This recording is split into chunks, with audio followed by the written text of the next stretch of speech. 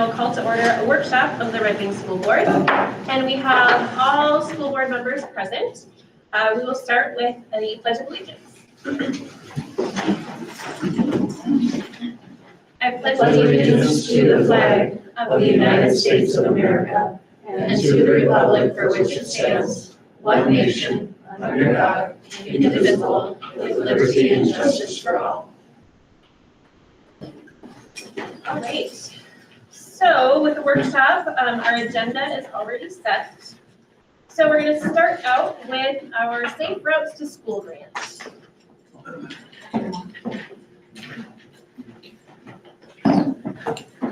You want me to sit in the center?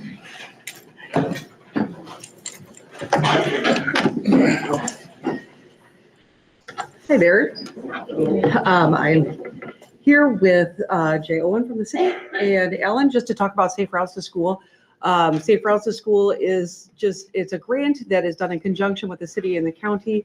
Burnside has been provided just kind of an implementation infrastructure, not an infrastructure grant, but a planning grant. Yes. To talk about how we can get people to school safer.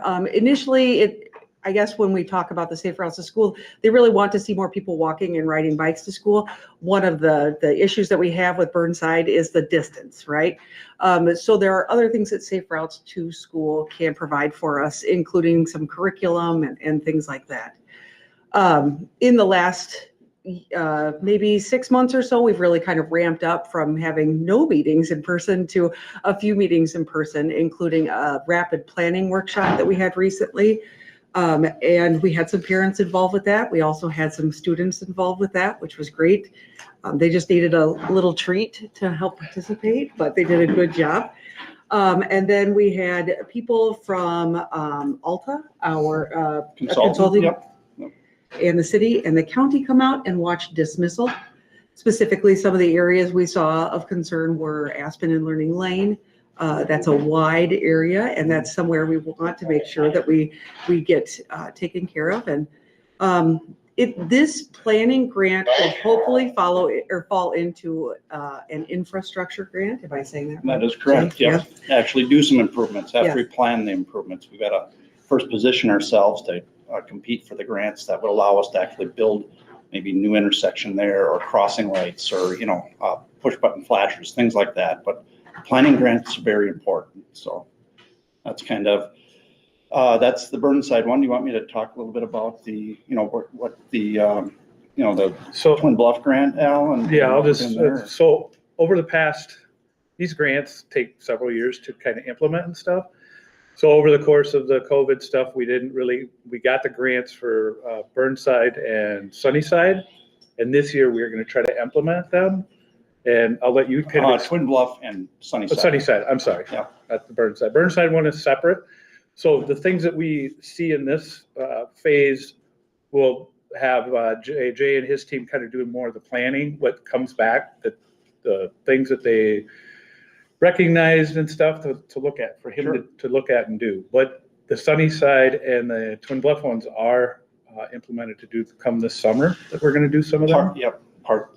And going back to that, I don't know if you guys remember the original Sunnyside and Twin Bluff planning grant might have started in 2014, and we've pecked away. It started with a big project. We built a roundabout and we added flashers at different locations and improved in Twin Bluff the bus parking and parent drop off and things like that were all part of those plans that were put into that document. And over the years, we've applied for the infrastructure grants to actually implement them and put them in place, to build them. And that's kind of where we're at in the Burnside. Let's get the plan done and position ourselves to find infrastructure money to do the improvements that would be needed to create safer walk zones and things like that. So I was here last year getting a resolution of support for the infrastructure that we're going to be doing. I had planned to do it in 22. But it was a grant that you could use in 22 or 23. So I'm going to build it this year. And that's going to be the school speed zones around Sunnyside and Twin Bluff School. So we're going to actually have dynamic speed signs with flashers that say 20-mile-per-hour wind flashing, and then we'll have the other signs that say 20 mile an hour during school hours, but at least we'll have some of those dynamic ones that are a little bit more robust signing around Sunnyside. And I said Twin Bluff, we're going to, in conjunction with the county, the next step is to put the plans together and get it out for bid, but we also have to get the approvals of our boards, which we have support for applying for those grants. So I don't see any issue going to the council and saying, I want to implement an enforceable school speed zone at 20 miles an hour on West Maple and Southwood and Twin Bluff Road. So you'll see that signage come in place. And then the county will have to do the same thing because there's a stretch of County Road 66, which is Pioneer Road by the tennis courts, that I felt that needed to be part of this plan as well. So we worked with the county engineering saying, let's slow those cars down coming in on that 40 mile an hour zone and slow them down as well to 30. So that's kind of what we're looking at with that infrastructure grant to build that this summer, along with ADA improvements and crossing improvements at Hallstrom and Spruce and Twin Bluff Road. So you're going to see some changes. You've seen us doing these ramps all over town. We're getting the truncated domes in and getting the ramps flatter so they're more accessible for wheelchair and those with special needs. So we'll fix that intersection up and get that signage in place and have that done next year and have it ready for school opening in the fall of 23. So that's that project.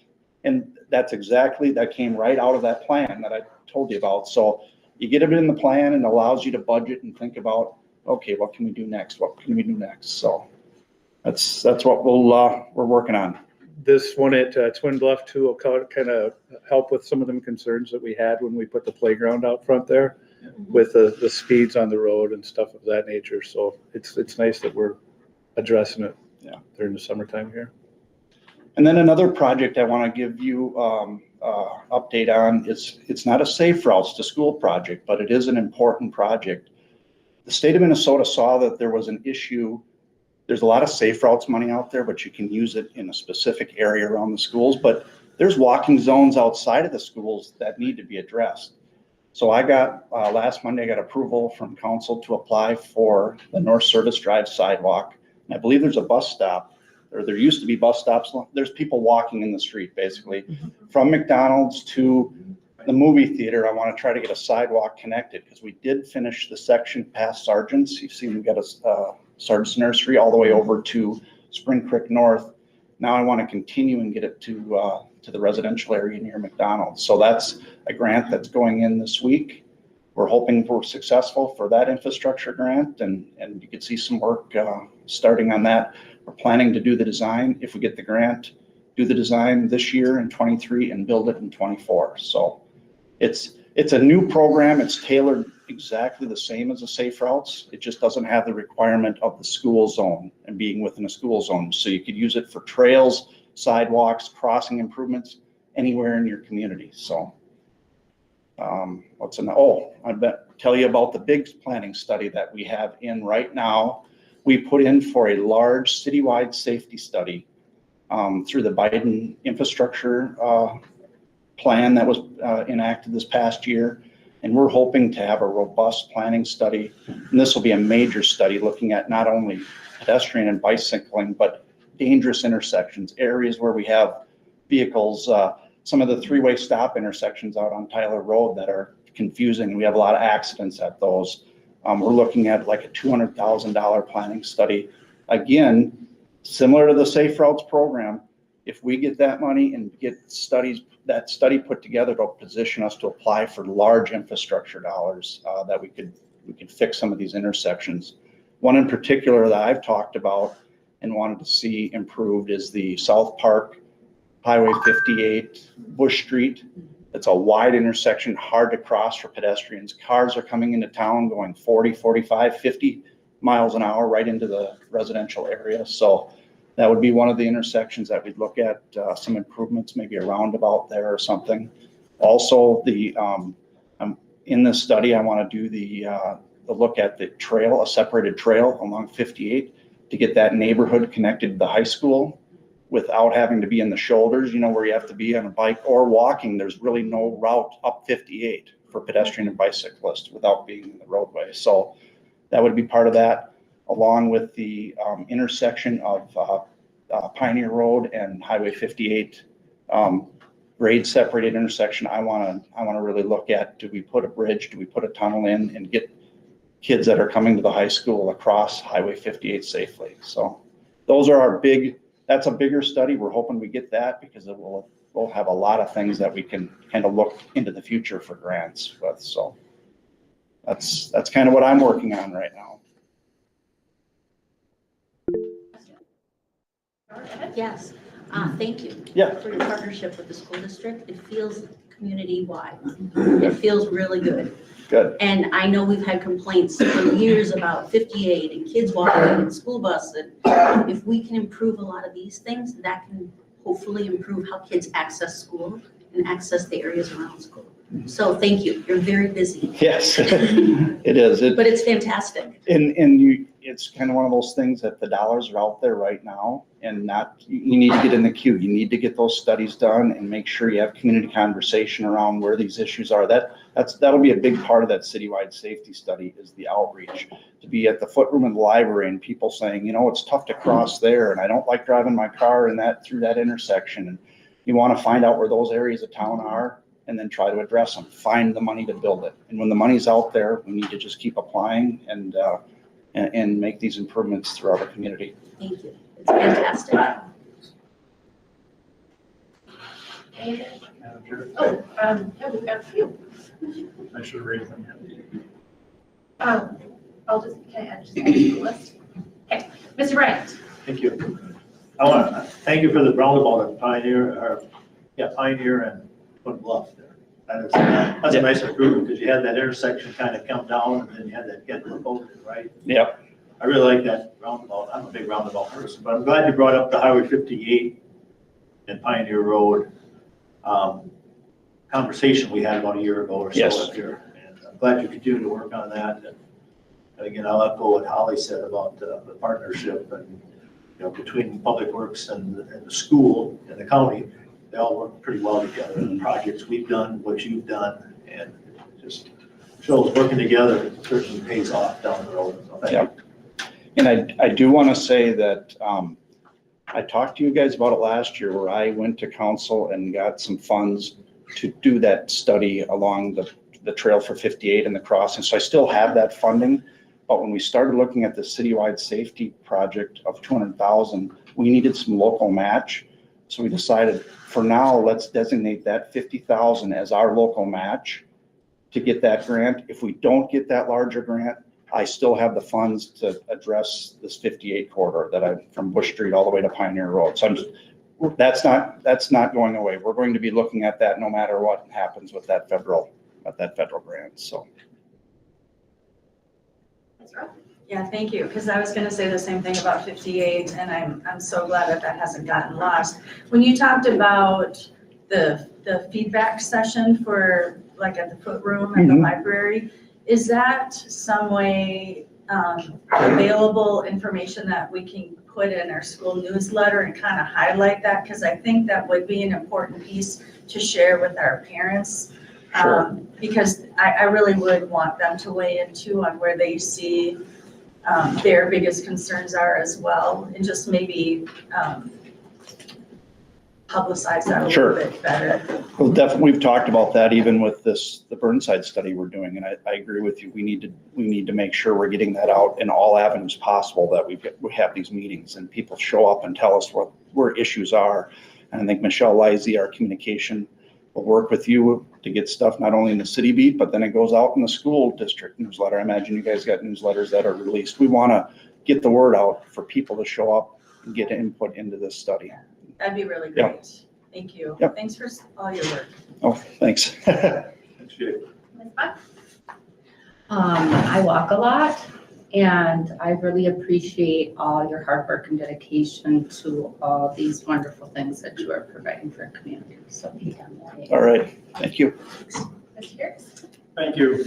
Appreciate all that you're working with, and certainly the Highway 58 corridor is a concern, but we got stuff closer to the school that I brought up a couple different times. I don't believe we can get from the ice arena to the school without walking on the street.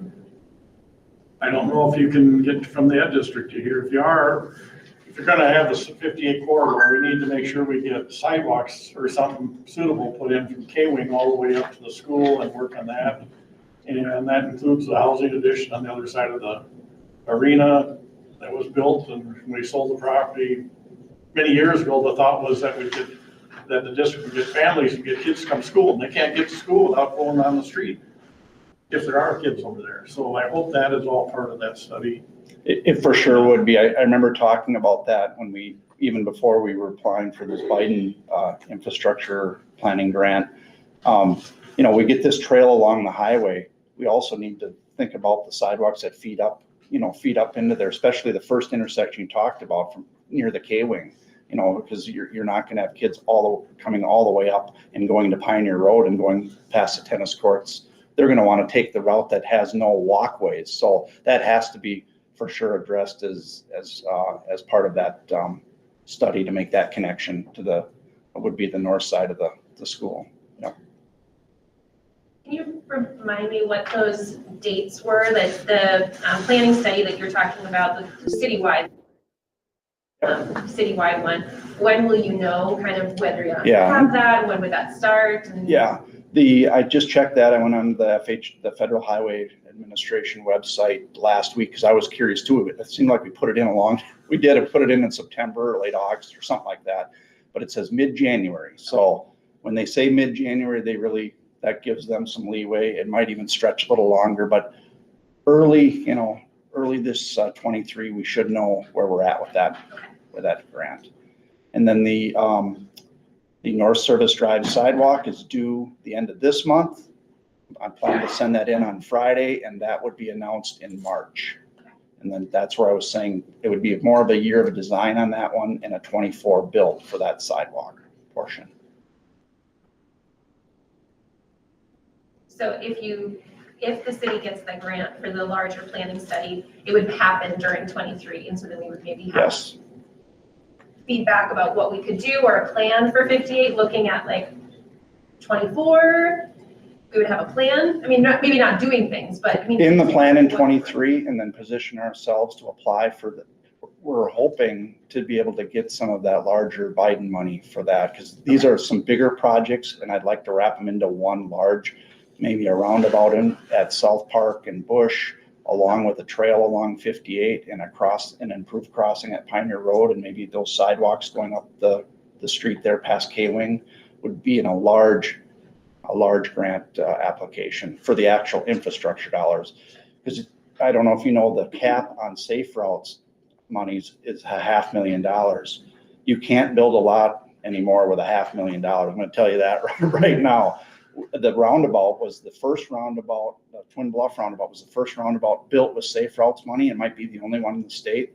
The reason being is the locals, I think that was an $800,000 project, and we got the full $500,000, but the city of Red Wing came up with the other $300,000 for that project. But so that's why we're thinking some of these bigger ones, we really need to go after some bigger federal pots of money. Israel? I was just gonna comment that I don't know how far our school land goes out, but it's, underneath the big high tower out there underneath, and where all the solar fields are. And, I don't know, I would be happy to discuss using some of that area back there too, to cut off that corner for Making a trail. for trails back there. Yeah. I've walked around a lot. That's a neat area back there too. It's a great area, and it'd be Yeah. great for bikers and walkers and hikers and all sorts of good things up there. And then you can cut off that corner where all the cars are too, and that would be safer even. It's a good idea, yeah. Well, thank you very much for all the updates. Yes. Thanks, everybody. Reach out anytime you have questions, or you're wondering about any other projects, you know where to find me. Thanks, Jay. Yep. Yep, happy holidays. Okay, next up we have a review of our racial harm and bias protocols. I believe Dr. Wagner is going to lead that for us. I just need 1 second to share my screen really quickly, and then I have a few people joining.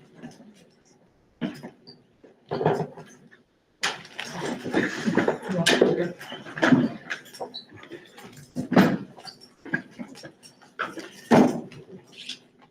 So I'm just going to tee this up just a little bit. I have kind of the core group that attended the Paula Forbes Racial Harm and Bias Protocol this September, and took a couple months to kind of work through what is deemed very important in our society right now in terms of our racial harm and bias protocols within our schools.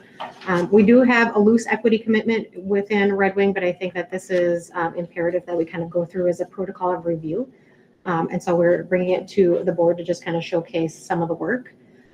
So Phil was part of the group, Jamie as well as, and we also had Kirk Thompson with us who isn't with us any longer. But just to kind of tee this work up a little bit, I want to make sure this space right now today, as we kind of go through this, we recognize as we lean into race equity work and biased work, we need to recognize just kind of our own lived experiences and the experiences of others, and a lot of courageous work that I do and the work of our DEI committee, which I'll set up in just a little bit. We anchor into understanding lived experiences and realizing we need to speak truth, which is lived experience. So recognizing our truth isn't everybody's truth. The other piece with the learning work here today too is that we will need to expect non-closure because there is just a lot of work to do, specifically in Red Wing. We also need to recognize that the lens that we come through and the aperture that we have needs to be widened because lived experiences of our students, our staff of color, those who identify differently in terms of gender identity, walk and experience a very different life through our system. So that's just kind of teeing it up a little bit for all of you today, just to kind of understand the work that we needed to do in September and continue to work. I'm very proud of the diversity and equity and inclusion team that we do have in the district, formerly known as just the equity team. We have a robust set of staff members, but there is a vision and mission to this group, and that we really need to assess what our district needs are. We know the landscape is changing, and we know that there's historical trauma in not only in our community, but just in the nation as a whole. And so the work of our DEI committee and this racial harm and bias protocol is to be responsive to all students, and so that their experience both academically and socially and emotionally is one that provides them a space to be heard and seen within our system. And so just a general mission here in this first slide of just what our DEI work and commitment is. Our team of DEI committee members is really pressed with opportunities to be able to grow our organization, not only as a school district, but also as a community to build and bridge. And so as we're working together, we are looking at, really changing the climate and culture of our schools, not only for our staff, but our students and anybody who actually engages with what we do on a daily basis. And so we are part of eliminating any type of hate speech, any racial impact or trauma or continuation of trauma, any biased remarks. We want to continue to develop empathy and those pieces that make Red Wing to ensure that we have an inclusive and welcoming environment. So our Diversity, Equity, and Inclusion Committee anchors in these two statements. We have had an opportunity to review the Racial Harm and Bias Protocol our last meeting. Our committee members are listed at the bottom. It's a very diverse group of people who are coming together to really share experiences at the local level, at the community level, and one that I'm very proud of because we have to be very vulnerable in this space. I lean into work as a white woman who identifies as cisgender, which means I'm heterosexual, but I don't necessarily have the lived experiences, and I'm only talking about my own experience. But again, the biggest piece here is that the work with the Racial Harm and Bias Protocol is to understand the experiences of others. So any other add-ons? I know we spent 2 full days together in September at the Racial Harm and Bias Protocol workshop, where we listened to many school districts come and talk about their own journey with equity. Ones that have been working on this work for years, some that are relatively new to the work. We were able to listen to those who were Indigenous, different districts, including White Bear Lake, and you guys can jump in, I can't remember all of them, but just kind of showcasing their journey in terms of creating their own protocols. So we were able to work and thought partner with many districts to come up with the plan that we are proposing to the district to start to implement with full implementation and with efficacy across the schools within Red Wing as well. So did I miss anything there? Okay. So I'm just going to quickly go through. I know we attached the racial harm and bias protocol to the agenda for everybody to review. But essentially, I'm going to go over the definitions. We recognize how this might work within the school district. But racial and biased harm, when it occurs, could be biased speech, it could be conduct, it could be expression against any federally protected class. So race, religion, ethnicity, nationality, sexual orientation, gender identity, or disability. And it has a profound impact. Again, a profound impact cannot be defined by what we perceive as the impact, rather what the person or people who've had the racial harm protocol have the impact. So that's very important to understand that. There can be a heightened level of awareness, so we could see an escalation of a hate crime, which could be a physical assault, vandalism, overt behaviors that we would have to address and must address in Red Wing Public Schools to be part of a system that is being very responsive to our protected class staff or protected class students. So I want to make sure that we're just really anchored in understanding that piece. A lot of the work that we did was anchored in the resource from Responding to Hate and Bias in Schools, so the Learning for Justice, formerly the Teaching Tolerance website. So if you have an opportunity to kind of peruse that, you'll see a loose alignment to some of the research-based pieces that have been put in place nationally for schools who are being very responsive to racial harm and bias. Tina, can I ask Mhm. one quick? Sure. Is age in the definition or is age not? I've always thought it was part of the definition of biased harm. It could be ageism. We didn't add that piece in it, but we could certainly look at adding that into Okay, the I definition. just know that with our demographics and teachers and younger people, and I was just curious. Yeah, I don't think it excludes. I think we were thinking mostly around these pieces in terms of our definition, but we can be inclusive of that as well. I think the team is really responsive to understanding this is a protocol and one that we will have some hiccups in, but that we're gonna be purposeful about making sure that we refine along the way. So the response protocol, I'm not going to go through all of the specific pieces, but we are going to move forward with planning and professional development and learning with both leaders, our district leadership, as well as our teaching and support staff to understand that when there is an act of racial or biased harm, that we will go through specific steps. First of all, always putting safety first, whether that's removing parties or putting specific people into a place that provides safety. And safety could be anything from providing an opportunity to work with a cultural liaison. It could be emotional, physical, mental, whatever that might be. In that situation, that safety is going to be first, not only for those involved, but also just simply our buildings that are involved as well. We're going to communicate and do a very good job of ensuring that family members are notified in the event of a racial harm or bias protocol. The community is aware in the event that it is extreme enough that we have impact on the school day. So working closely with Anne, with Superintendent Norton to understand that the communication piece is key, and involving our families of those involved with the racial harm and bias as well.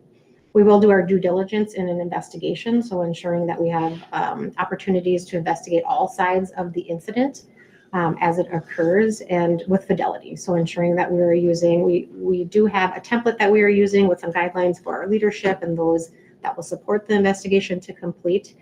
So that's kind of outlined as well with our leadership team.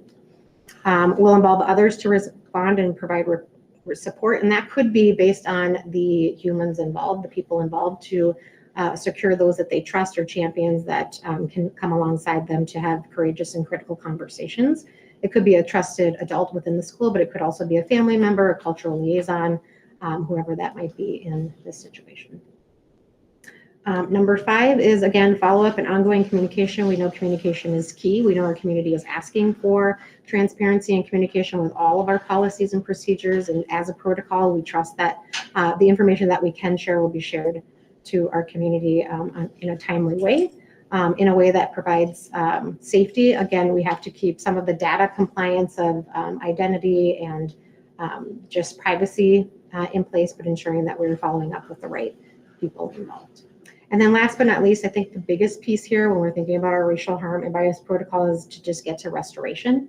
My hope is that we don't have to react always to situations, but that we are being mindful in our everyday actions and our understandings as running as running a school district, teaching and educating our students, working with our staff, that we want to just have restorative relationships every day and not have to respond. In the event that we do have to respond to a racial harm and bias piece, that we are going to make sure that we're responding culturally responsibly, linguistically responsibly, and that we are going to have restorative practices. So ensuring that we are promoting healing, because it's very powerful to be impacted by racial harm and trauma within our school system, regardless of how you present. So really the ask and the why behind this is to ensure that we are doing everything that we can to ensure that our schools are safe in Red Wing, and that we are practicing what we put forward as what our protocols are. So those are kind of the 6 steps. I know I kind of went through them relatively quickly. They are in the document that I shared as well. Moving forward. Can I ask a Yep. question? In those steps, and I'm sure it's part of that last piece, or maybe it's part of number 4 as well, but Yep.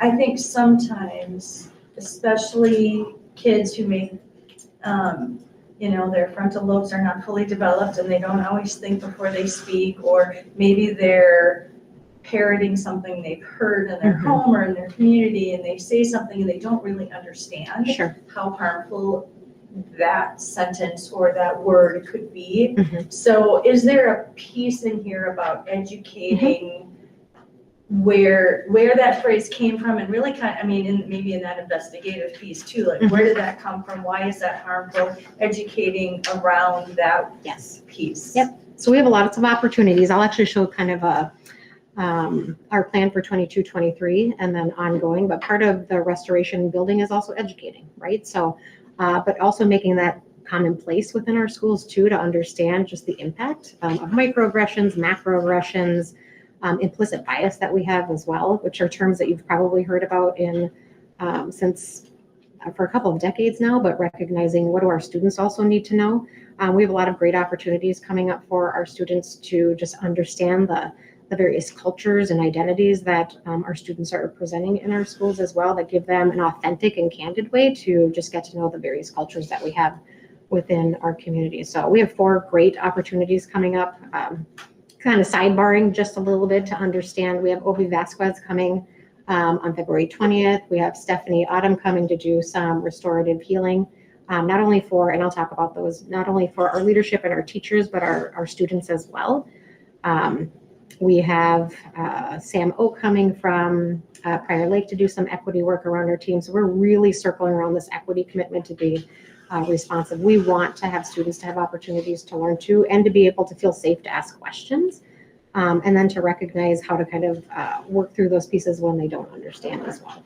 And as adults too, we are vulnerable and maybe not always understanding everything, but being, willing to say, I'm vulnerable, I don't understand, but then to honor the truths that are shared with us as well, so that we can continue to evolve as humans and be responsive. I think it's critical right now.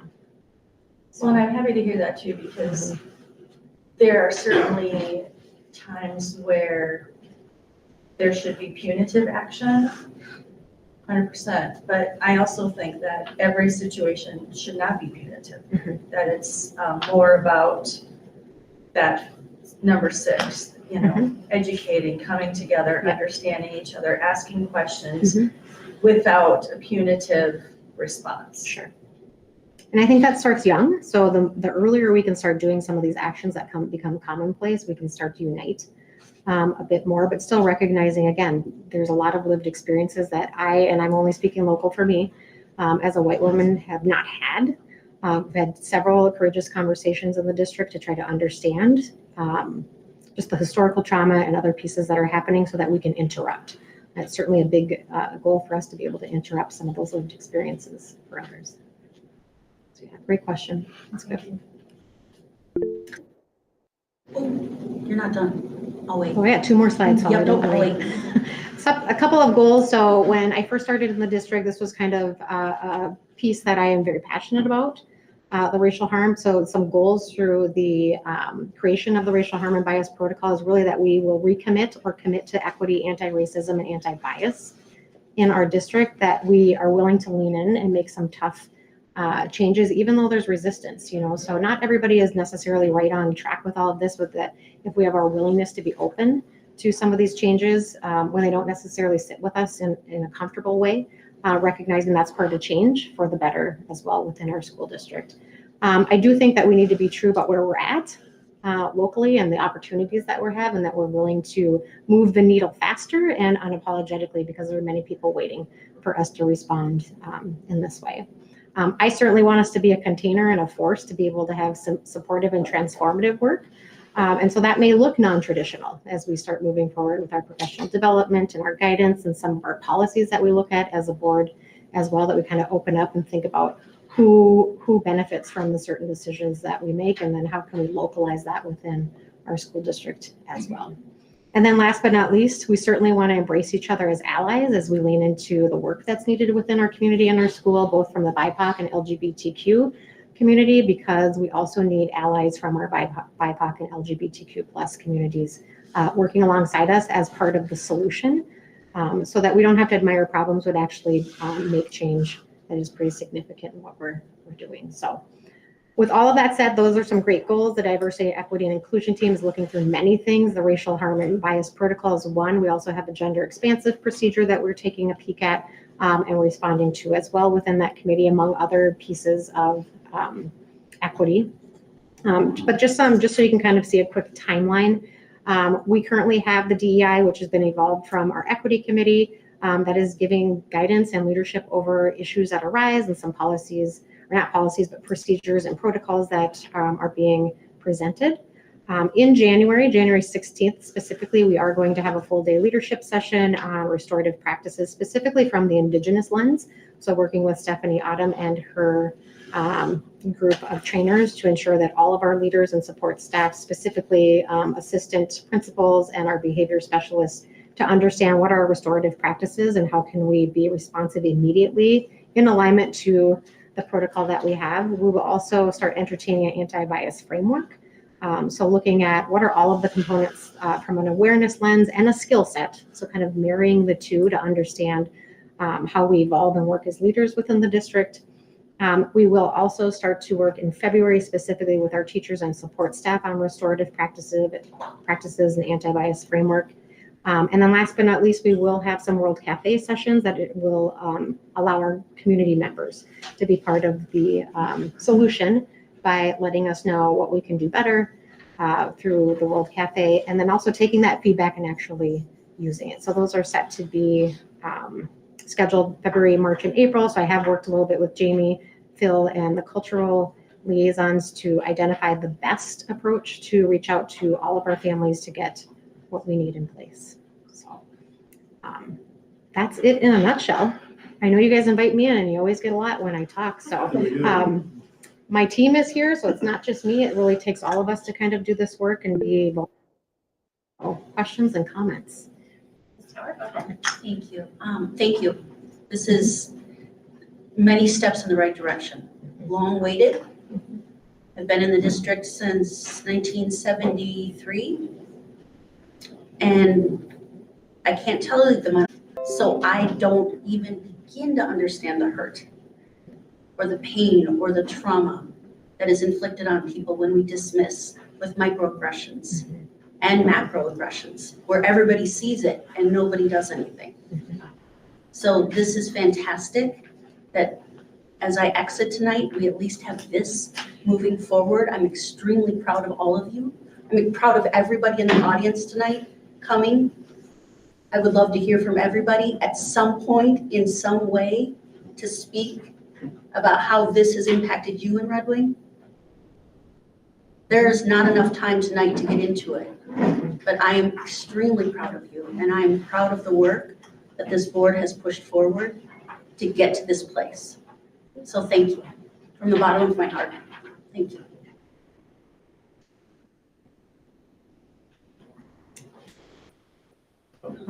I'll just say the same thing.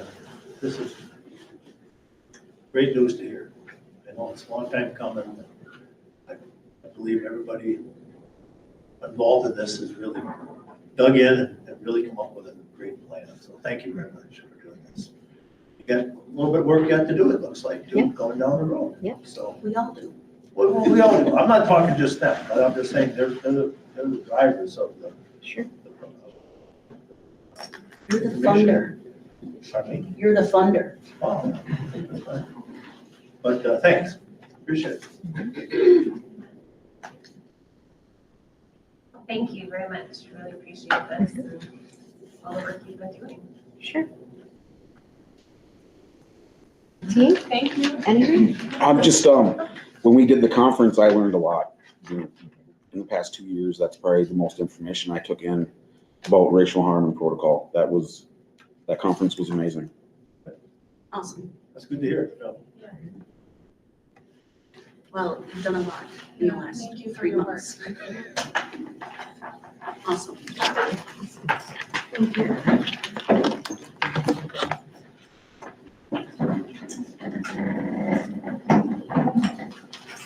So next up, we have information about GCED special education.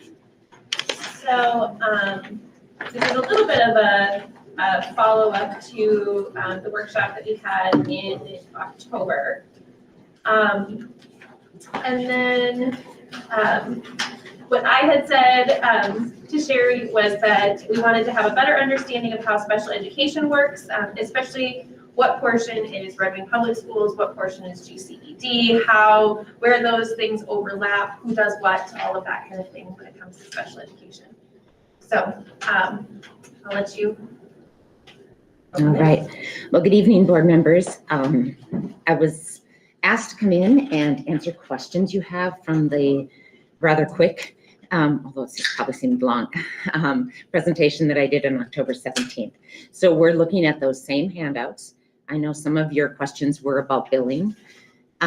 Specific to the board chair's question, GCD supports its districts by hiring the most difficult positions to hire, so the mental health positions, school psych, our related services, speech, OT, and there's a number of reasons and factors why those are difficult positions. 2 of them are we are not retaining or attracting those types of individuals to the field. The second part of the issue is the number of spaces in the graduate programs. So there aren't enough spaces, even if we had enough people coming in, to get enough people out. So there's a bottleneck. The National School Psych Association predicts it'll be 30 to 40 years before we don't have a nationwide shortage of school psychs, and that's if no one leaves. So we are really in a dire position. You know, at our last board meeting, board member Tower asked about our school psychs and some of our positions that get bonuses or sign-on bonuses or work performance bonuses. And both in the teacher contract, I know when Arlen sat, or board member Dirks sat on our board, as well as the one that board member Tower voted on earlier this year, we've had that in there. There was a time when we were not able to get enough school psychs. And so then we had to spread the numbers that we had out further, putting more pressure on them. One option districts have would be to contract for that position. When we did a study of the going rate of contracting and doing a bonus structure, we found that the bonus structure was a great savings to our districts over time. So when we did the study, to contract, it's $90 an hour to contract for a school psych. So you can multiply that times the 8 hours a day, times the 180 whatever days a year. All my districts are a little bit different in the numbers of days. And so you can see how it would be a great cost savings. The other piece was looking at who you were competing against. When GCD is hiring a school psych, none of my districts, none of the Zumbrota Ed districts, none of the Hiawatha Valley Ed districts hire school psychologists. So we're competing against Farmington, Rochester, the Metro. So we also when we looked at our cells and compared to those cells, we had one answer for why people were not coming to our area of the state. So it was really a cost savings and a way to stabilize our staffing in all of those areas. An area has to be short for at least 2 years before we will consider that for that particular area. And so we've been short speech, OTs in the past, as well as school psychs. So that's to answer that question. And I know our superintendents helped with that study, and I've had at least the last 2 teacher contracts were approved by the board members. The GCD board operates, I know board member Rowe, you said, well, you know, how are those decisions made? Our school board, my school board operates just like yours does. So we have a January organizational meeting. We have members that sit on negotiations, policy, or just like your board does. And so in the past teacher negotiation, it was Don Balo from Lake City and Jim Went from Zamora Mazeppa were the 2 board members that sat on negotiations with the teachers and I. So when you have a question about that, generally we are following the same MSBA policies and procedures that you are here. Great question. So you can see on your bill, there are speech clinicians, occupational and physical therapy, school psychologists, social workers. Those mental health positions are difficult to fill. School districts will always hire their own classroom teachers. So for instance, your teachers with SLD, specific learning disabilities, or any of those category specific disabilities, unless a school district comes to me and says, we can't fill this position. Or sometimes a school district say, you know, we only need 0.5. Does another member need 0.5? If that happened, let's say Goodhue only needed a 0.5 and Red Wing only needed a 0.5, they might do that agreement just among the 2 of them to share that teacher. They might ask me to do it. And we can do it in either way, just to get through that year. So that would be the only way we would hire classroom teachers. We have covered absences in classrooms in the past, though, when the district has asked us to do so. Questions, other questions on the bills? Yeah. Thank you. I appreciate you coming back Mhm. and talking about this. Thank you, and bringing the information again. I just want to be clear for the public that what I was referring to in terms of a bonus or a longevity pay was a $20,000 bonus for a speech psychologist after 5 years of employment. I understand the need for qualified people to be in positions where we have the potential to say to a child, yes, you qualify for special services, or no, you don't. I understand that completely. I've been in the field for 30 years. What I don't understand is why we can't attract people and why people don't want to stay. If you're saying it's so difficult, I've worked in other districts, and this is just rhetorical, but I've worked in other districts where. So that's my question to you as a member of GCD and something internally to look at. Since we implemented this with the psych 6 years ago, we have let 1 psych member go, and we have had 1 move on to a different district. So we are not having issues with retention. We actually have very good retention. I was talking about the national shortage of school psychs. Even with the $20,000, that is a cost savings to the district over contracting for that position in the millions over time. So we looked at this very carefully. I just had one more question about it. How many psychs are in GCD? Well, let's just look at the Red Wing services. I meant across the county. How many psychs does GCD have across the county? So we have some partial FTEs. So are you looking for? Is it 8 psychs in GCD? Is it 10? Is it 2? Each of my member districts other than Red Wing have 1 primary psych to them. So 6. And then some of them share. So Kelsey Lemon, for instance, that goes to Kenyon Wanamingo also provides service to the River Bluff building because Kenyon Wanamingo doesn't need a full-time psych. So there's some of that going on. In the past, Twin Bluff and Lake City have shared a school psychologist. This year they are not. We haven't been able to fill that last position, and we're filling it from within with Molly, Michelle, Candace, and Lexi. So you have 4 here.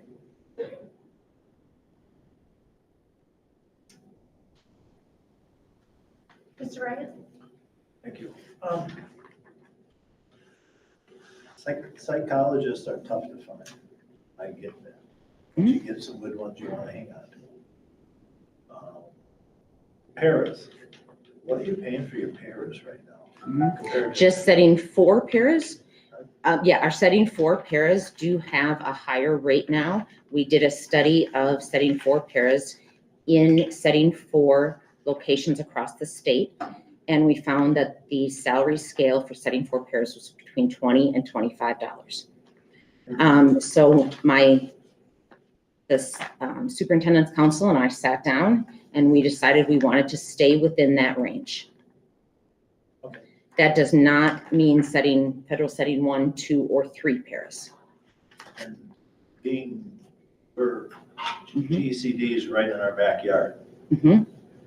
It's a challenge because the road in Mazeppa doesn't have somebody coming over here to work because it's 20 some miles away, Kenyon, so we're having a pool of people, and so it's challenging for us. So I understand that dilemma too. I do understand that. And the other thing, I know that on the funding part, you can't levy, so you rely on member districts to pay whatever the fee is minus the federal subsidies and state. You cannot levy dollars to taxpayers. Correct, but your levy does not pay salaries. I'm just saying, you said you're so similar to school districts, that's why I just want to say you don't levy dollars. That is correct. I do not levy dollars. We cannot And reference them. Please don't Right. reference them. So I just wanted to share that with you, so thank you. yes. An education district cannot borrow money. It cannot levy. An independent school district can pass a referendum and that referendum money can go towards salaries. We have nothing like that. So there's no referendum money or levy money going toward any salaries that are education district salaries. I just want to make sure everyone understands that. Ms. Rowe? I'm looking still at the sheet. So this is all of the people that are serving Red Wing. Is that correct? That is correct. So Barb, I'm looking down at due process secretary. So Barb is working half of her week just for Red Wing and then half of her week she's doing other work for other people. And No, she is full-time at Burnside Elementary. Half of her position is special education due process. okay, that helps. And then under social work, so we have, our district has more social workers than these 2 positions, right? You have, yes, you do. GCD was asked to fill 3 of your positions. And so we have filled 3 of your positions. Remember that this was the preliminary bill from May of 2022. When we do our adopted budget, when we have our adopted budget, when we, you always bring the budget back to the board, February or whatever month you're ready to do that, you will see an updated list and you will see Liz Kittleson's name there. In that 3rd position, we were able to fill that. So help me understand why we have some social work positions going through you and some not through you. I've hired the ones that the Red Wing School District has asked me to hire. The middle school one that Liz is in serves the middle level ALC, which is a GCD program. That's one of the ties there. I don't see her name on here. Yes, Liz Kittleson is the one I said in the open where it says Okay. open. She'll be put in there when we do our revised budget. Okay, so again, why do we have some social workers who are hired through GCPD? And why do we have some that are hired through Red Wing Public Schools? Red Wing was having a hard time filling the high school positions after so Chris Rogers was in one of those positions. And I don't remember now who the other person was. It had been posted for a number of months. And so Red Wing said, well, you post, you might have a pull outside of the county that we don't have, and maybe you'll be able to get it filled. And so we did that and we were able to fill it.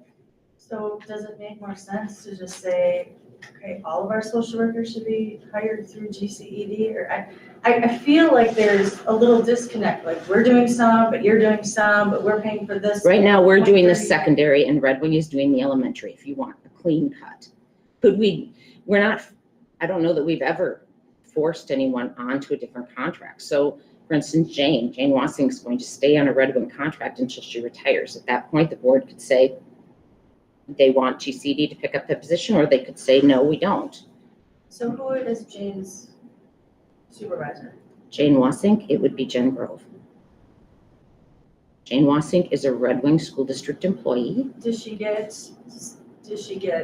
support through GCED? Yep, or some absolutely. support?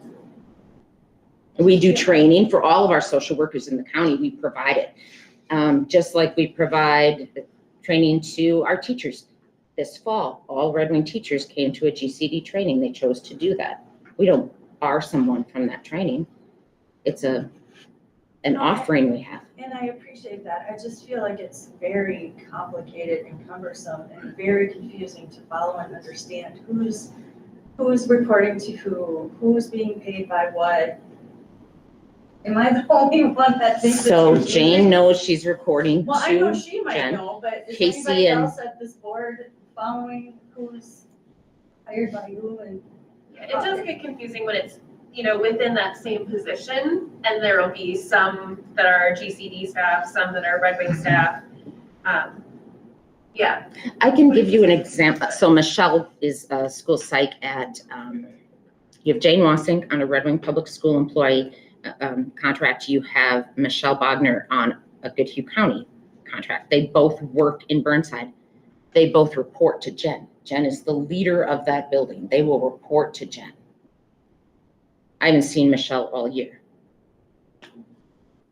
So I don't think that Michelle or Jane have any, I could check in with them. I'm not hearing from employees that they don't know who their building lead is, who their lead is. But I could not be hearing it. I don't think that's my concern. I think as an administrator or a board member of a school district, I think it's very difficult and confusing to understand all of these pieces and how, I do get it in some aspects because I used to work at GCED as a social worker way back in the day. So I do get it to some degree, but I think that as a board, I'll speak for myself, I struggle a lot with just trying to understand all the different pieces and how we're paying for them. I agree. Who is under what contract? It's very difficult to understand and follow. I have no problem with building, I'm sure all these people are wonderful and they know exactly what they're doing and who they report to and their job, and they're doing a fantastic job. That is not my concern. My concern is, as somebody in charge of the finances for the Red Wing Public Schools, as somebody in charge of Red Wing public school employees and their respective contracts, I think it's extremely difficult to administrate all of these different pieces. And there are other services like the bus company. You contract for transportation services. That's not at all unlike you're contracting for these services. Right, and I think we've had our share of busing and van issues as well. Well- Because of not having a clear cut. I can't speak to those because I'm not part of transportation. But we've had. Alan Gaylor supervises, I have 3 custodians that work at River Bluff. He's still a supervisor to them. They know that. I'm also checking in with them during the day. How you going? Are there problems? Are there things you need? But I know Alan holds meetings and training with them. So that's just the reverse of what you're talking about. GCD pays around $70,000 a year to Red Wing to support salaries of staff you have on site here. For instance, part of Alan Gaylor's salary, we support. So it helps you maintain that position, especially if you're looking at making cuts. That's $70,000 of cut supporting positions that you need, like your food service director, buildings and grounds. And so we're able to help that, and it'll be an area where. But we're paying you to provide the services, so you're basically turning around and writing a check right back to us. For different services, yes, That's where it gets confusing, I think, right? but we have the paper copies that, I mean, it's all documented. I'm sure it is. I don't know if there's a better way I could say it. Yeah. I'm in the queue next. It's hard. Thank you. The monstrosity of what's happening with GCD in staffing is 160 staff for 150 children. And that was mentioned at your last board meeting. That was videotaped and it's online. Mhm. So it's imperative that those meetings get videotaped and get online so that people can hear information and understand how to ask the questions that we're asking. But I say monstrosity because that doesn't make any sense to me. That there are 150 children There in aren't. service. So let me explain. Okay, Our setting 4 was built for 100 students. Our ALC over at that building was built for 50. We have about 400 or so at 5RO right now. There's students in many programs. We have 160 staff, but some of those staff are these 2 social workers that are at Red Wing High School. They're not serving the 150. The speech clinicians that are listed here, they're not serving the 150. Shannon is serving all of the students at Burnside, and Corey is serving all of the students at Twin Bluff. So the 160 doesn't correlate at all to that student count. I feel like the locus of control for Red Wing has been lost in that piece. And that's probably where some of my questioning comes from. This board has lost control of the management of how special ed services are provided to our community. And we have a new orientation for board members this year, for oncoming board members in January. And I maybe have to work more closely with our board rep, because that's our board rep's role to communicate back to the board everything that we're doing. So I know there's an update that comes out the day or so after my board meeting every time. I don't know if that's been shared. I think Holly's been reading that to you, so. Sorry. Board member Tucker. Other questions? And if you have further questions, stop by. I can share information with you. We can dig into specific questions. I'm more than happy to do that. Thank you. Can I put something out here? I'm sorry. Sure, yeah. I just thought of this. I've been studying special ed services since I came on the board 8 years ago, and it's very confusing. I don't like quite how it's done, but in the end, these are services that the superintendent has decided to allow to be used or asked to have put in our district. So this has been going on way before Frank on these services that have been put into Red Wing. On the other part of it, also we, in my opinion, are lacking in business administration by not having our own business administrator. I think between the superintendent and the full-time business administrator, maybe there could be, in my mind, a better way of analyzing what services we should have in our district in-house and which ones we are going to get through the education district. Jerry's supplying, as a director of that district, all these different services. It's up to our district whether we want to buy them or not. We've been buying them, so. For our future board, I don't have to, I'm gone, but the board incoming board has, if there's a need, I think should work through the superintendent to try to address what at least is a perceived confusion, if not a definite confusion. So, thank you.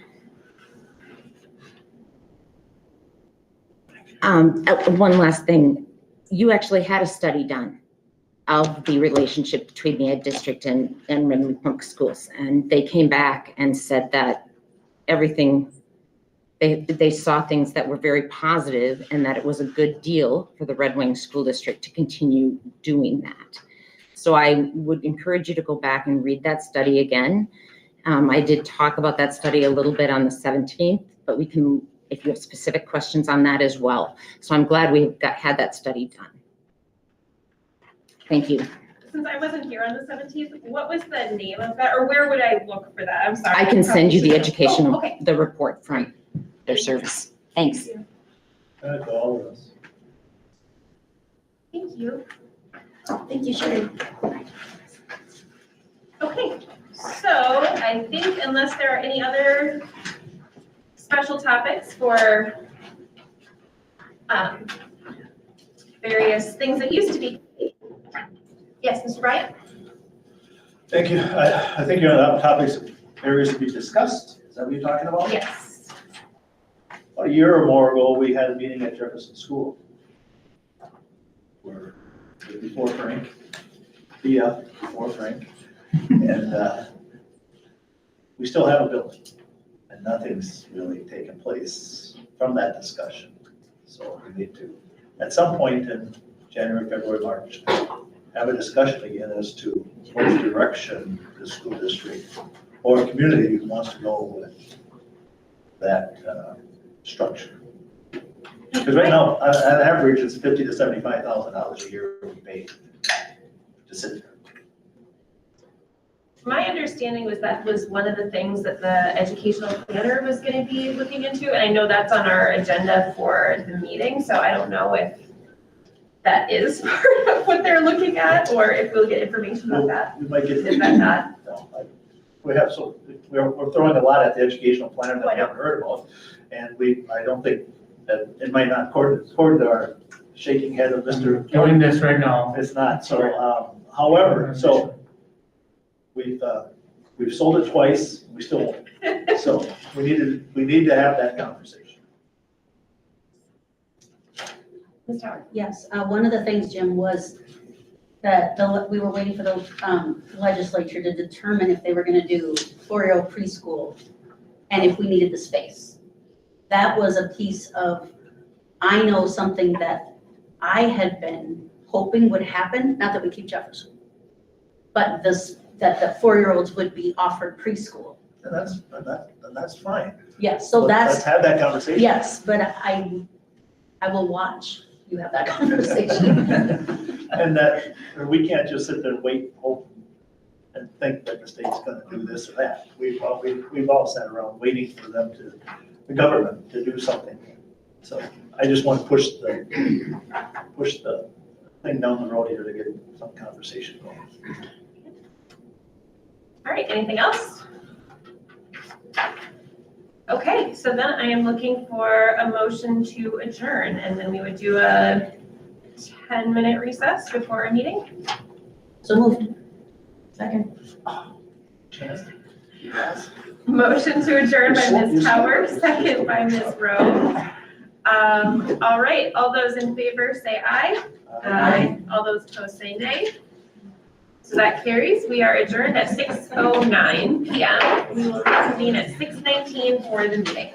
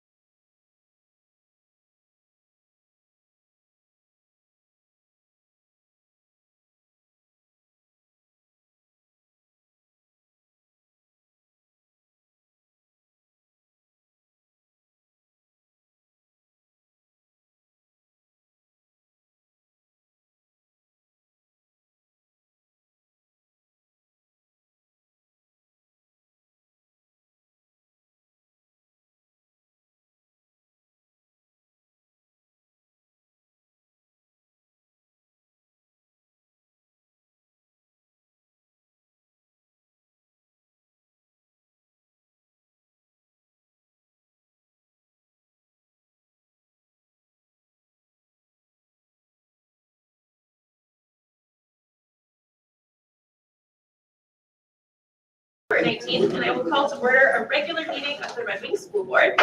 And we have all board members present, as well as Superintendent Frank Norton.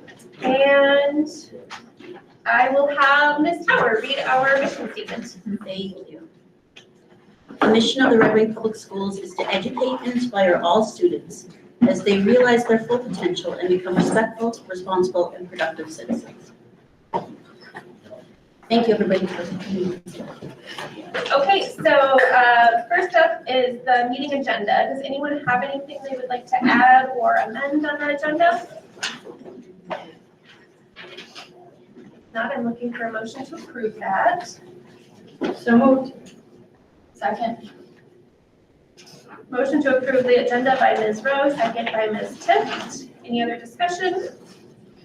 All right, all those in favor say aye. Aye. All those opposed say nay. So that carries 7-0. All right, in our board packet, we have our educational plan, which is always good to refer to.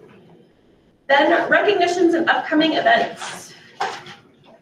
And we've got a coming up here, so that's exciting, and hopefully the kids can focus for 2 more days before that starts.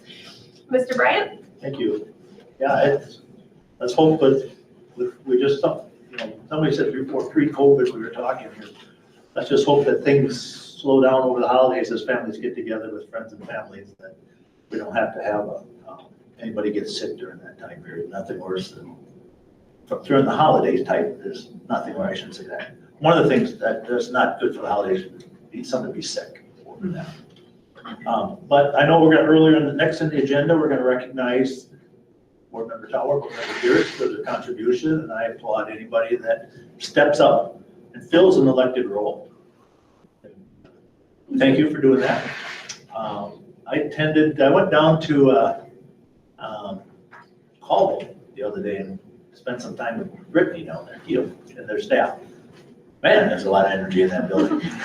And what an exciting, refreshing place to be, as an educator. And I apologize for not being down there sooner, but if you get a chance, go down there. Get hold of Brittany and go down and she'll walk you through, visit with some of the staff and the kids. It's exciting seeing young kids that energetic, and the staff down there that's just, it's a lot of hands-on down there. So, but I want to applaud that. Brittany and her staff down there for allowing me to come down and spend part of my morning down there with them. My goal is to get down over to the middle school tomorrow or the first Tuesday in January, I'm hoping for, or some type down there. So Mr. Bierman and I have talked about the lunch hour, so looking forward to that. And happy holidays to everybody out there. So. Yes. Anyone else? Oh, Ms. Rowe. Yeah, I just wanted to say, we got through a week of not such great weather and, had our first e-learning day. And so I wanted to thank all of our staff and the custodians and all of the educators that had to switch quickly and do an e-learning day. So thank you very much for hanging in there. For the parents, I know it's rough to have another e-learning day, but thank you for hanging in there with us. But, mostly I wanted to thank the city of Red Wing and the great quick response to trying to get us plowed out.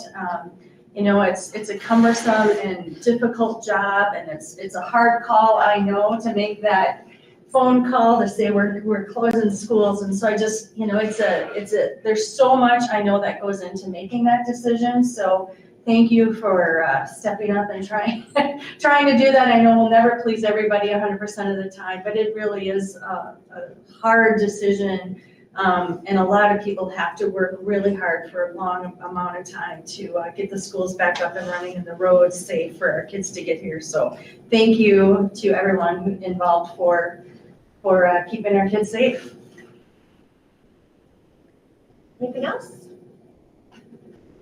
Great. So next we have a special recognition of our outgoing board members.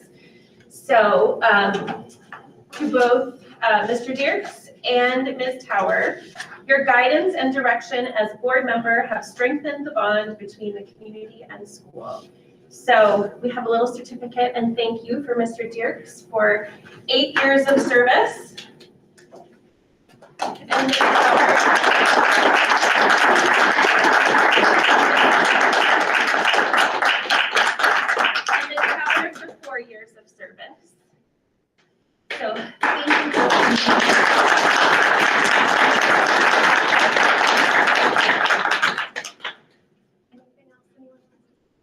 do you have anything to share with us? Yes, I as your do. part?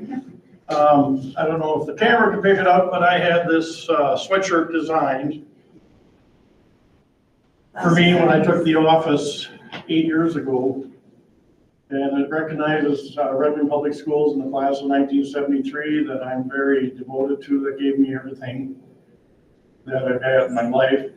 It's only been worn 3 times, that meeting, the class reunion, and now tonight. I just want to say thank you to all my fellow board members now and the ones I've worked with in the past. Every single one of them has been devoted to doing what they feel is best for the district, and I understand that. We may not always agree, but what a great bunch of people I've been able to work with over the last 8 years. So thank you, fellow board members. Thank you, community of Red Wing area, for giving me the support you have. And I look forward to stepping down so some other great people that are coming in can serve. So thank you. Thank you.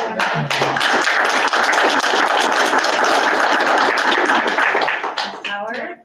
Yes, I don't have a sweatshirt that says 1973. I have a birth certificate though that says 1972. I'm teasing you, Arlen, I'm teasing. Which is one of the reasons Arlen and I have worked so well together. We have different perspectives from different generations about what Red Wing used to be, what Red Wing was for me, and what Red Wing can be. And I'm hopeful, and I'm very grateful for the support of all the voters who voted for all of us, who voted for me. I'm excited for the new board members to come in. Your work is going to be tough. There's nothing easy about anything that we do sitting at this table, not one thing. And it goes unnoticed and it goes unthanked a lot of the time. And we do get thanks from our family. We do get thanks from our friends. We do get little, kudos. We jab each other. But we sign up for it. So make no mistake, we signed up to do this work. And if you can't do it with passion, and if you can't do it with everything you've got, reconsider. But if you are somebody who can and wants to come to the table, I highly encourage you. We had a great number of people that were running this last time, and I hope we double it next time. The people that were here tonight, fantastic. Your voices are critical. You know what your kids need. So I just am very grateful for everybody's support, and I want to thank everybody. Let's move on.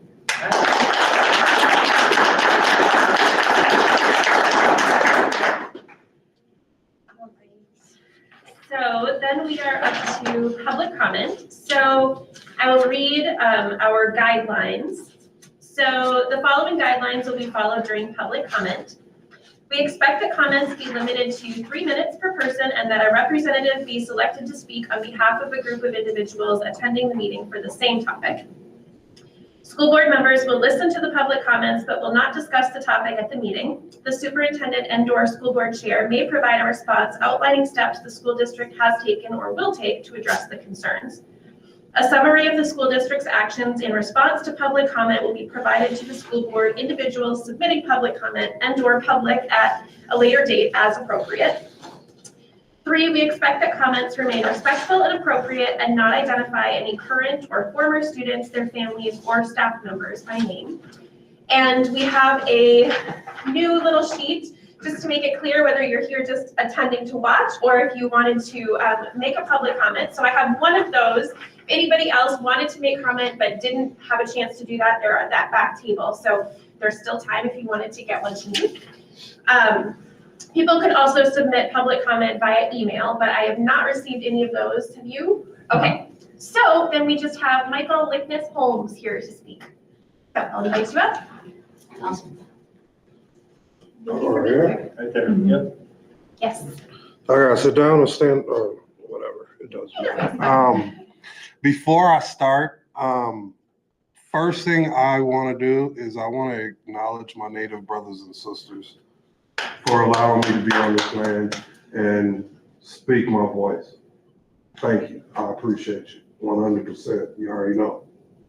Now I'll sit down. Okay. 3 minutes? Yep. Michael Lickness Holmes, community, I wear a few hats in this town, but tonight I'm coming as a concerned Black father. You know, most of you guys know I work within the school through Hope Coalition as an advocate, youth advocate. And one of the things that's troubling from my perspective, I can't speak for nobody else. This isn't about Hope Coalition. This isn't about me being on HRC. None of that. This is me, Michael. When are we going to start listening to these kids? When are we going to start giving acknowledgement where it was deserved? Like, I've been here since a little bit after 5 o'clock, and not one time have I heard any type of acknowledgement towards our Native brothers and sisters for allowing us on this land. That means a lot to me. From where I was raised, we acknowledge the people who looked out for us.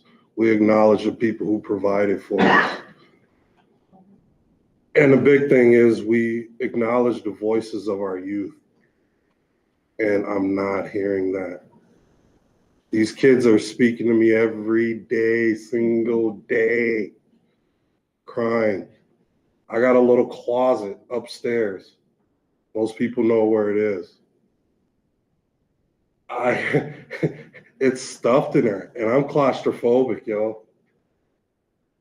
And it's stuffed in there every hour, on the hour, in between classes, with these kids knowing that this is their space to let their voice out, let themselves be heard, because nobody else is listening to them. I'm just about my tag. You guys who all got Red Wing Public School, the little Red Wing Public School thing tags or whatever, a lot of them probably says like employee or whatever. Mine says volunteer. You feel me? And I'm okay with that. It is what it is, but my duty as a man, as a father, as a black man, a black father, however you want to put it, are these kids. And I'm saying all kids, not just my kids, not just your kids, grandkids. They're all my kids. I look at them as all my kids, and they're not being heard, yo. I don't know what can be done. I mean, I just felt that need to come here and just let it be known that we gotta start listening to these kids, please. Because at the end of the day, it's for them, correct? So why aren't we listening to them? We're constantly, even myself, I'll be the first one to stand up and say, I've done some stubborn stuff, pardon me. And I might continue to do it till the day I start pushing up daisies. But I know that at the end of the day, what I'm doing is for these kids. Black, Native, white, Asian, Hispanic, whatever. It doesn't matter to me. These kids are hurting and they want to be heard. And I know my time's up. I appreciate you guys. And I'll probably see a few of y'all tomorrow morning. So, I mean, something we say in my house, you know, before we go to bed, and I say it to everybody else, I say it a lot, bless up. Seriously, let's listen to these kids, please. Thank you. Michael Victor Holmes. Yeah. Other comments? All right, thank you. We are on to an update about Inflection, our educational planner. Oh, great. Ms. Robertson is here to give us some info. All right. And is it spelled correctly in our packet? I thought there was No. like an X. Okay. No, it's, I believe probably when Lisa was putting it together, the autocorrect took over and she didn't realize that, yes. Okay. So for the benefit of the people who are here tonight, I'd like to give you a quick review of where we are today and how we got here. I just want to remind everyone that in late 2021, the Jones Family Foundation offered the school district $50,000 to hire an educational planner. In January, the district issued the requests for proposals seeking a firm/consultant to, quote, assist with developing a 10-year education plan focused on a shared vision.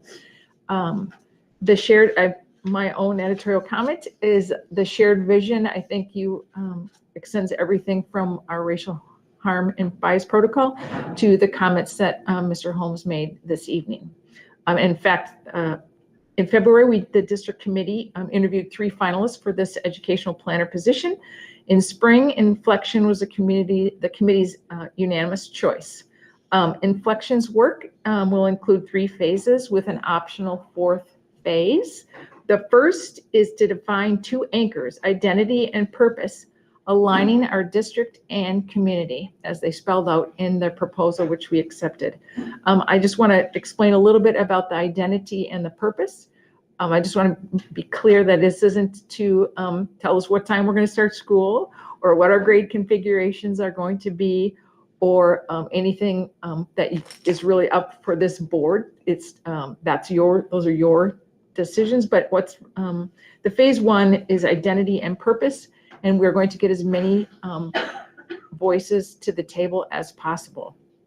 I'll go into that in a little bit more. Phase 2 is to determine the district's current state. That has been underway since the summer. Strengths, gaps, the current education plan, the student achievement, school improvement plans. That's building by building, for example, the demographic and enrollment trends, financial status trends, etc. Phase 3 will be to collaborate to develop a customized adaptive, emphasis on adaptive 10-year plan. And then phase 4, if the district decides to go ahead, would be to assist in the implementation of that plan. So then this summer, Inflection began gathering data. 2 factors in late spring kind of delayed the original plan for phase 1. One was that Superintendent Carson Anderson resigned to take another position. And then also the board voted to take the renew and extend referendum to the voters. And fortunately for us, we decided that it passed, but we also had Matt Coleman and Kiva Perkins. I think I talked to you guys in October and explained that because the referendum passage or failure would dramatically affect what that conversation about identity and purpose would be our focus for the coming year. We had to wait until late November. So Matt and Kiva, they did come in October, had those tours, got a sense of what Red Wing is about. Spent a lot of time then. Obviously, they were super excited for the district when the referendum passed. Reached out for the congratulations, and then we got an update. I've met with them twice. Dr. Wagner is going to be meeting with them twice, just in the next 2 weeks. Mr. Norton has made his connection. So in December, we have some one-on-one connections for both of those 2 key positions in our district. And then in January, we're going to be getting what's called training the trainers.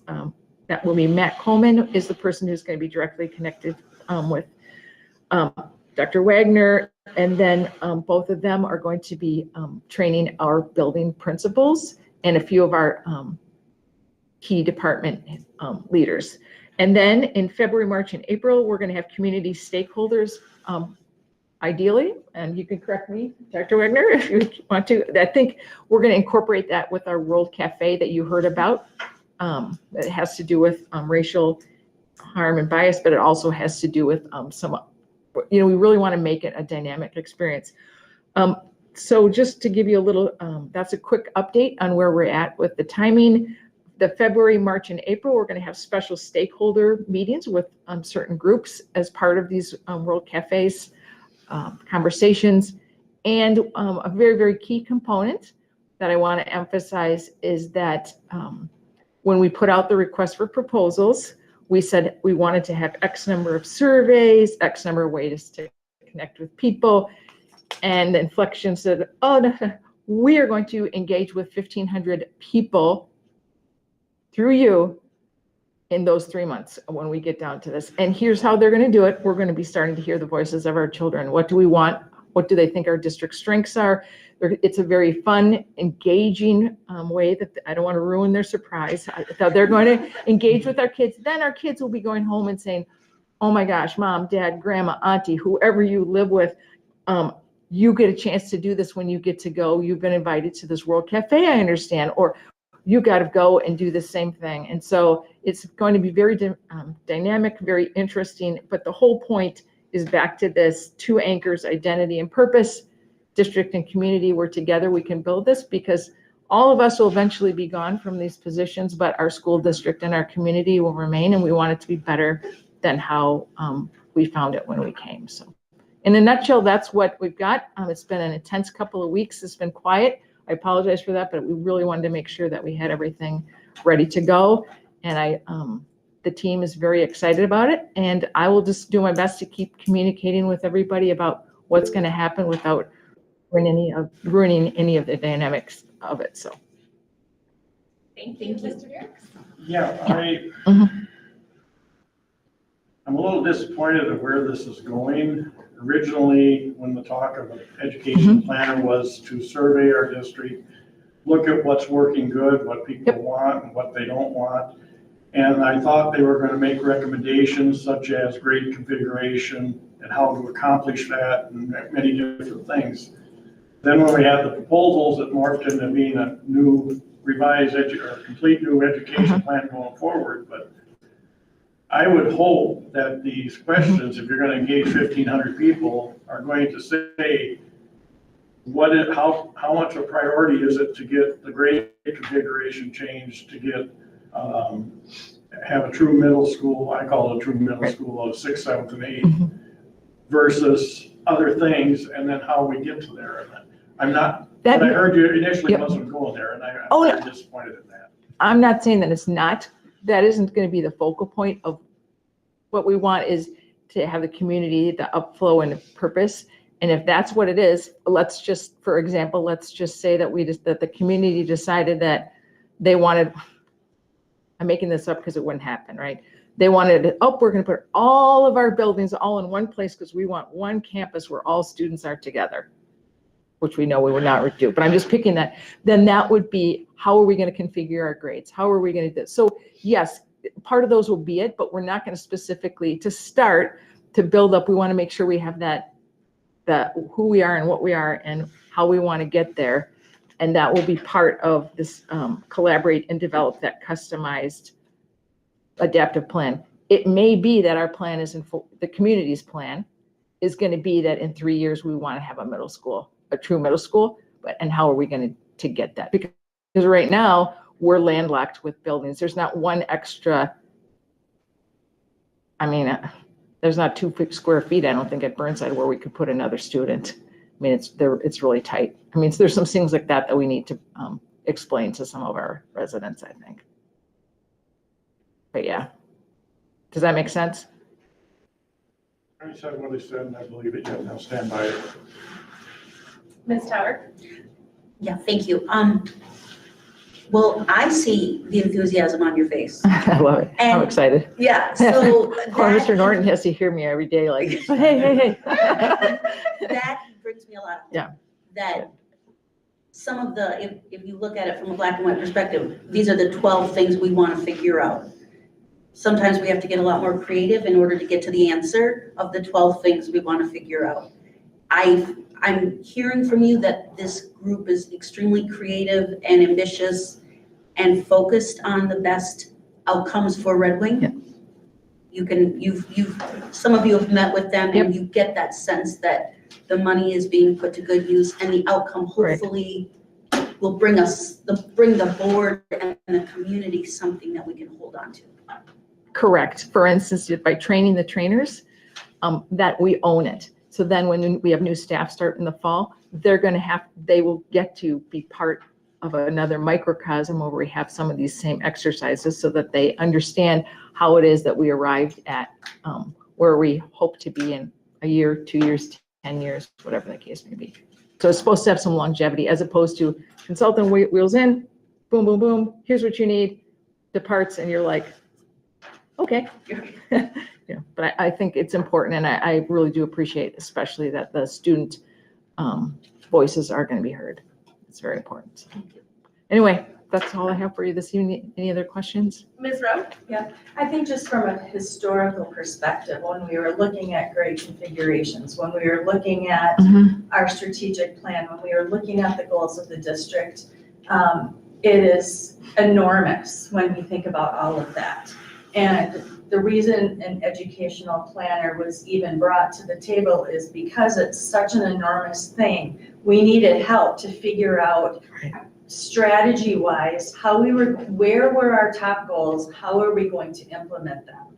And it means looking at everything, the big picture, and helping us sort through what makes the best sense for our demographics, for enrollment. If our enrollment is going down, we don't need more buildings. We don't need to add on to buildings. But if we're staying steady, if we may have a surge, how are we going to meet the needs of our community of kids in the spaces that we have? And so I think we were hoping for a very broad, and it sounds like we're getting very specific too, which is awesome. But I think we also, as the board, need a very broad direction in terms of, okay, if this is the vision that we have as a district, as a board, how are we going to fit it into the buildings and the spaces that we have? How are we going to configure the grades and the ages that makes the best sense educationally, and with the staff that we have? Considering that we have very specific staff that have licensure in very specific windows. It doesn't make sense to have, when we had the 7th grade up here, they could only have a small amount of kids to take care of because they were in a different licensure that didn't allow them to teach older children. So, from that historical perspective, I think that's where Arlen is getting from, is that's what we needed. That's what we were looking for in an educational planner. And it sounds like it's morphed into something in addition to what we were hoping for. And so that is marvelous and exciting, but I don't want to lose sight of the purpose that we wanted to begin with. Was we need some direction as a board on what we're doing with our buildings, with our space, with our grade configuration, in amongst all the things that you're going to be answering. So I hope that if Inflection is watching, that is historically where we were coming from when we were asking for an educational plan. Right, and it is going to be collaborative to develop that, again, customized, adaptive plan. Though they've had tremendous success at across, especially the western states is where they've tended to work, is building that community capacity, so that when you say, oh, yep, this is it, and we have the community buy-in, because they have, they really firmly believe that the 4 months work that goes into getting multiple voices to the table, because if, as opposed to, because you feel like it is your own district. Do you follow me? It's not stuck in this, just looking at structure first.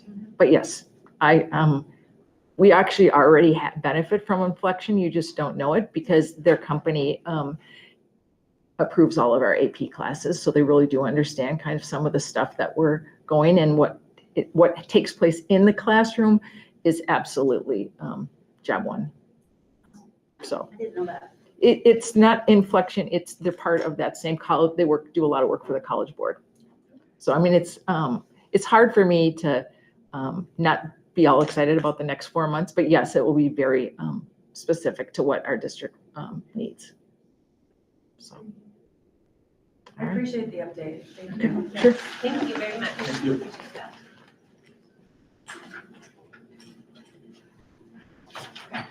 Okay.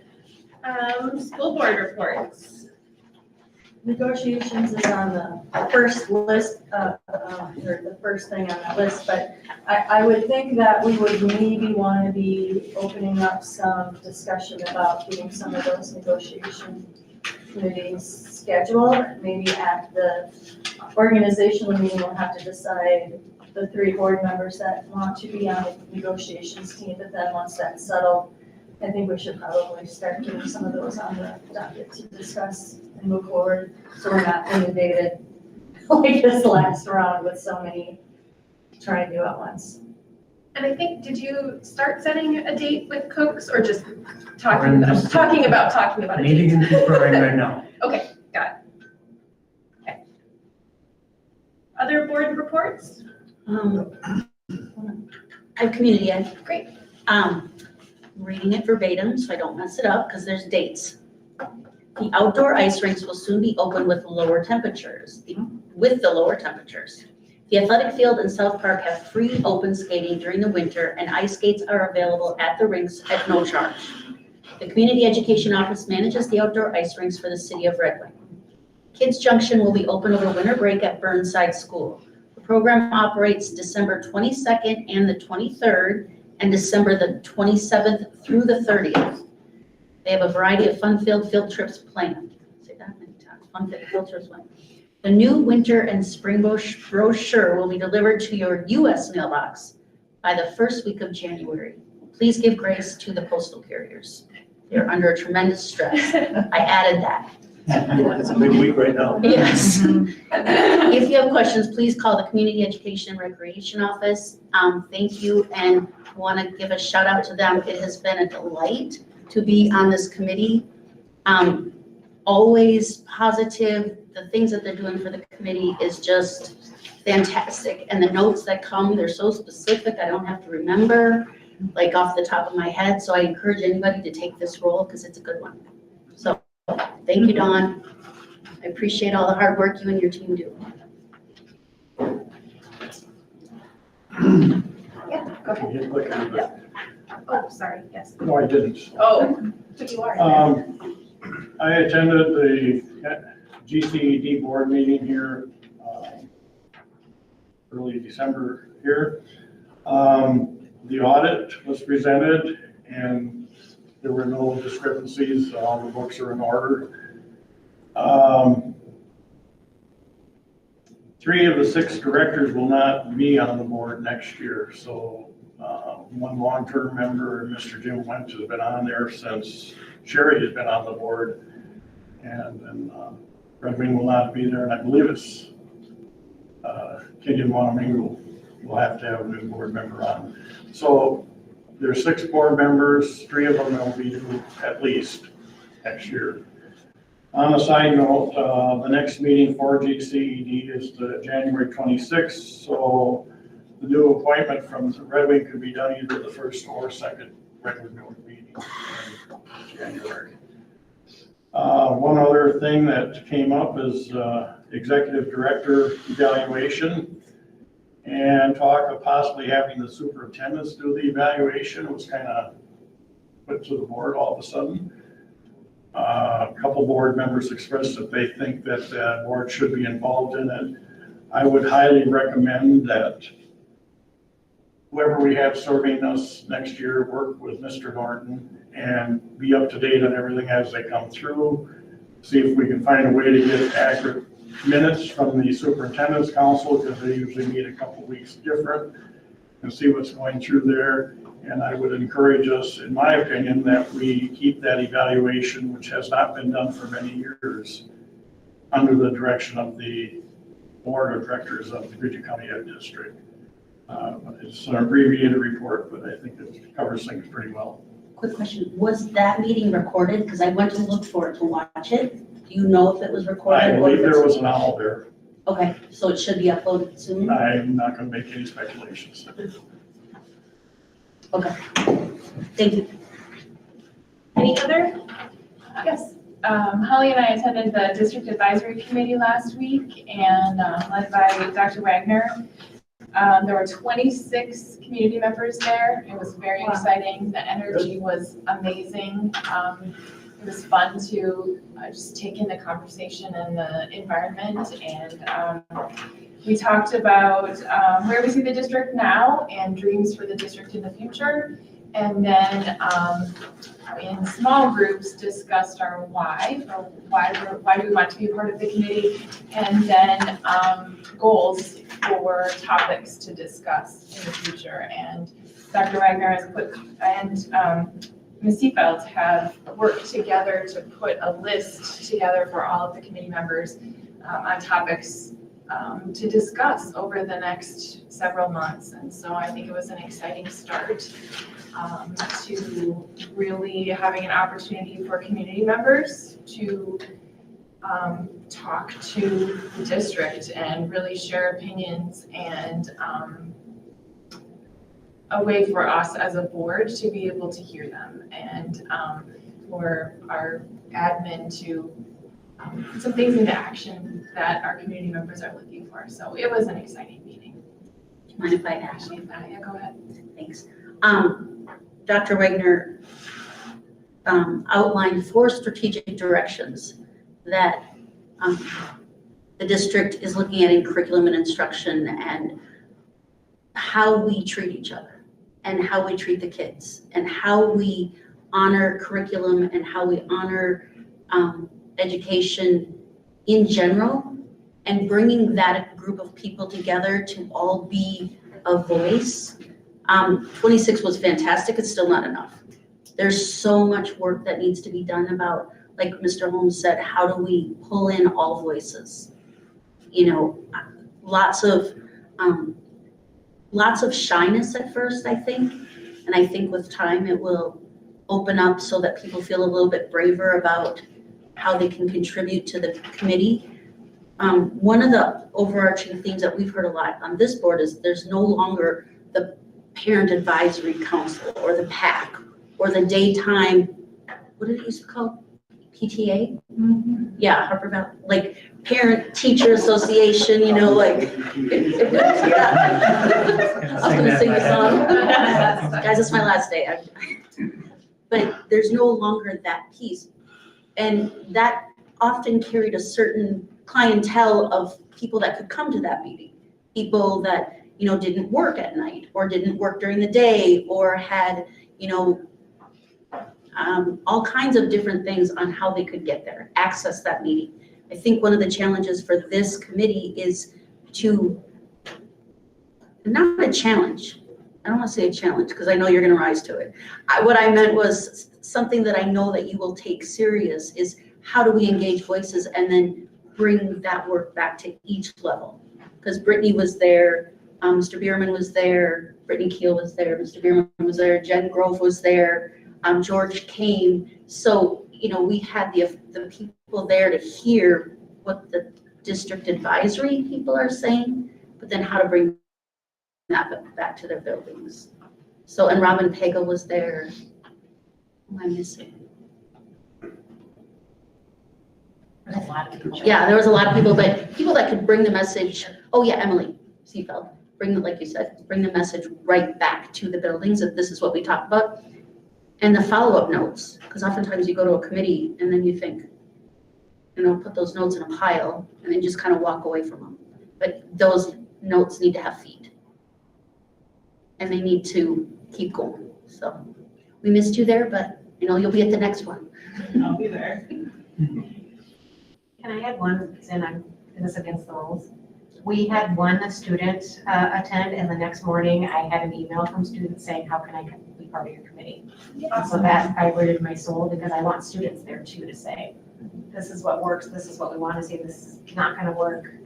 Did you think about this? So I thought, I mean, total gold star when you get an email from a student the next day saying, how can I be part of it? So That's awesome.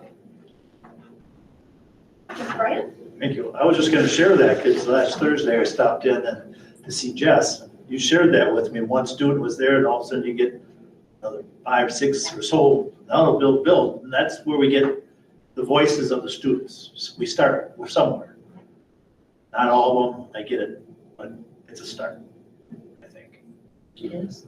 Calendar committee meeting tomorrow. I think we'll be bringing something to January for the next 2 school years, it looks like. And so more in January on that. And I was not able to attend the health and safety meeting on another appointment. So I haven't heard what was discussed on that. So I know Nikki, I talked to Nikki, she wasn't able to attend either. So we'll try better. I'll try better next time to be there, Nikki. All right, any others? Okay, then we are on to the administrative reports. I've got a few items in there. The first one is the land parcel that has been brought up. I know Mr. Dirks and then Mr. Bryant has brought it up more recently and supplied documents to me, so I appreciate that. Mr. Bryant, I was able to look into that. So we can go in a couple of different directions. I'm basically just bringing this into the director's or administrative report at this particular time. And it's policy 802, and it depends on the actual cost of the land as to how we would proceed. So I'll give you a couple of scenarios here, and then I'll bring it back to you at a later date. But for right now, if the land itself is worth $50,000 or more, we would need to be able to go to sealed bids. If the land is somewhere between $50,000 and $10,000, we can still go to sealed bids, or we can simply post. We can just go out and get quotes as to what we would want to do. If the land is deemed to be less than $10,000, I would have the authority basically just to get quotes on my own without board action to post it, to get it out into the community for a sale. Then I would bring it back to you once I have those bids. So that's just a report basically of where I am in that process. I'm gonna get it up.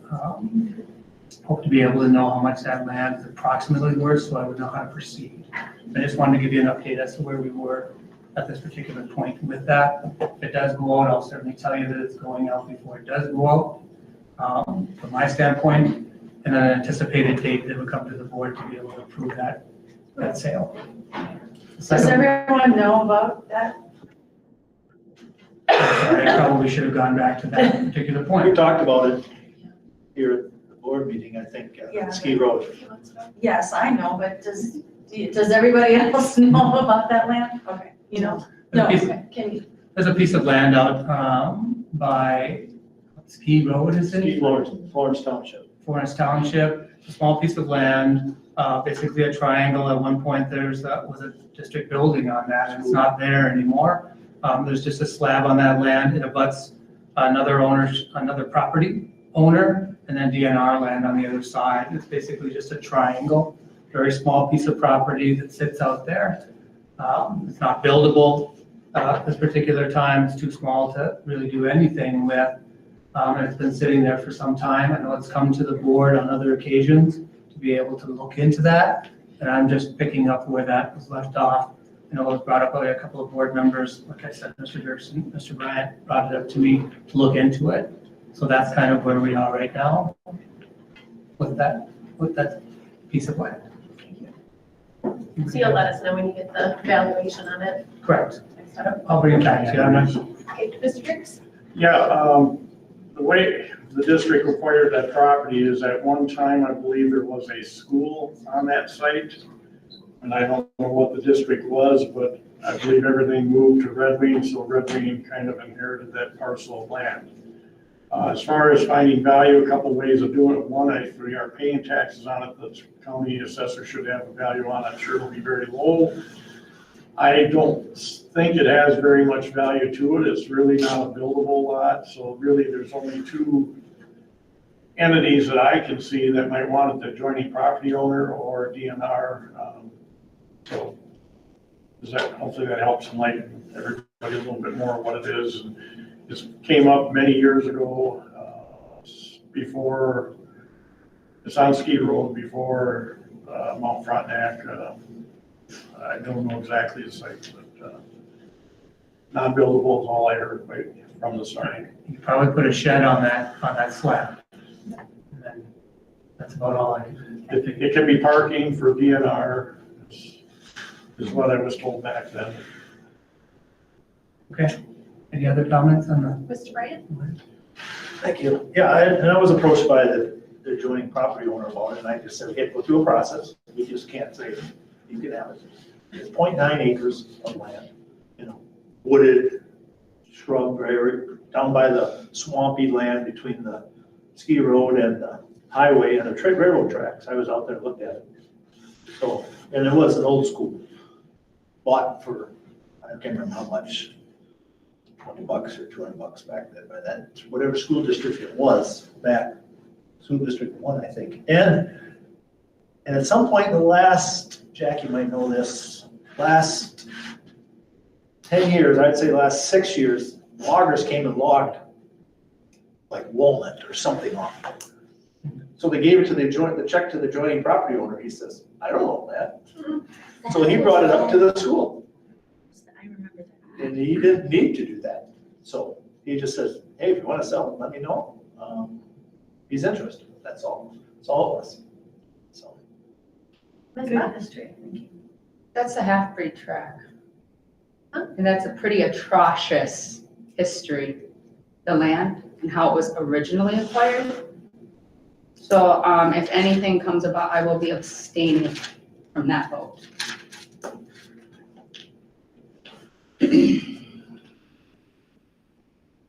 Okay, next item I have up is food services. It was asked that there were concerns about food service, and then at the last meeting, basically, where are we with that? We didn't have exact numbers. I've got the director of nutritional services.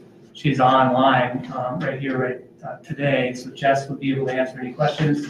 The total amount that we have outstanding right now from our students that haven't paid since the beginning of the year is $16,321.63. $16,321.63. That was the number that you were looking for. I believe at the last meeting, they were talking about what would that look like at the end of the year. So what we have going on right now is through the district office, making as many phone calls as we possibly can to be able to get people either into the program if they need services, or free and reduced meals, do they need help, reaching out to those families to assist them in any way that we possibly can, to be able to take some of that burden off of them as far as meals are concerned. If you remember last time, we cannot deny services to them, food to them, to the students, which we would not want to do, but that's the number. If anybody has any questions, Jess is online right now to be able to answer anything specific about the meals. If anybody has any questions. Is your hand in the queue for this? Hmm? Is your hand in the queue for this one? No, did I leave it up yet? Sorry. You in the queue? Yeah, I'm in the queue. Thank There, I you. got it. Hi, Jess. Ms. Pena. Hi. I have a question about, at what point do you think we will move into free meals for kids for the full day? Do you have any knowledge of that on the boards that you are on? I struggle immensely with this. Kids have to go to school, it's the law. So having to pay for their lunch, I mean, I'm not talking about the extra a la carte Sundays. That would be nice, but just a healthy, nutritious lunch. Do you know anything about where we're headed with that as a country? Actually, some other states have already passed that law. It just depends on the state. It's going back to legislature, and we also have a PPL committee working for Minnesota School Nutrition Association, along with we hire somebody to follow the rules, and then to go and talk about what we're looking for. We have a position paper coming out in January, and we will also rally at the Capitol in February. Thank you for your work on that. Yes, thank you. You're welcome. And I did have community members ask how they could contribute to that debt. What is the easiest, best way for community members to contribute if they wanted to pay down lunch accounts? You want me to take that, Jess, or? Yeah, you can take it. Okay. The district does have an angel fund that they can donate to. So the donation can come directly to the school board if they would like. Any amount is welcome, any amount. And we have that into that fund, and that fund then is spread out throughout the district. So it's not just high school kids, middle school kids, it's all kids throughout the district that we would be able to use that money to be able to, people can't afford it, and people want to be able to help out those that can't, we'll accept those. You just need to contact the district office. Got it. Okay. Next item that I wanted to update the board on is school closing. It came up earlier in the meeting, or maybe that was in the workshop. Is that in the workshop? Was that e-learning? No, meeting. Okay. So the school closing, oh, that's right, it was during recognition, thank you. School closing, I just wanted to give the board a sense of what that looks like at all of the grade levels, what e-learning looks like. So our kindergarten through our 5th grade classes, they are pre-assigned work in the event that there is a school closure. So that information is given to those kids, it's allowed, they have it, if the parents have it at home, teachers can email, they all have their classes of 24, and they have that connection with those classes of 24 as to what they might be working on within that kindergarten through 5th grade classes. 6th grade through 12th grade, because they have access to Chromebooks, those classes are synchronous. So they're at home as if they were in school. They get up in the morning and class starts at 8:50, they would go online to that teacher. Every teacher has their own Google Classroom. So in that classroom, and Google Classroom means that they have access, or they learn through Google Classroom, just like they did during COVID. They have access to those kids during that time period. They would open up their Google Meet, just like we're doing with the community right now. And they would go into that classroom, and the teacher then would teach whatever lesson they have posted in that Google Classroom for that day. So they might give 5 to 10 minutes of direct instruction to the kids that are on the other side of the screen. Then they might say, that's your assignment for today, I'll be here. And the teacher stays online, and the kids then begin that work, and that conversation happens as if they were in the classroom. At the end of that particular time period, they would say, that's it for us for today, let's move to the next class period. And they would go on through all 7 class periods throughout the day. So it's synchronous learning, 6-12, more along the lines of, because our kids don't have access to Chromebooks at the elementary level, it's more along the lines of that teachers online to support those kids at office hours for 2 hours in the morning and 2 hours in the afternoon. They can connect with that teacher as elementary or as parents. I just want to give the board and the community a sense of what e-learning looks like going forward on snow days. Ms. Howard. Thank you. At one point, we were discussing how many children or families didn't have access to the internet.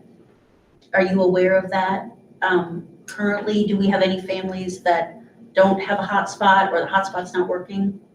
And are the assignments graded?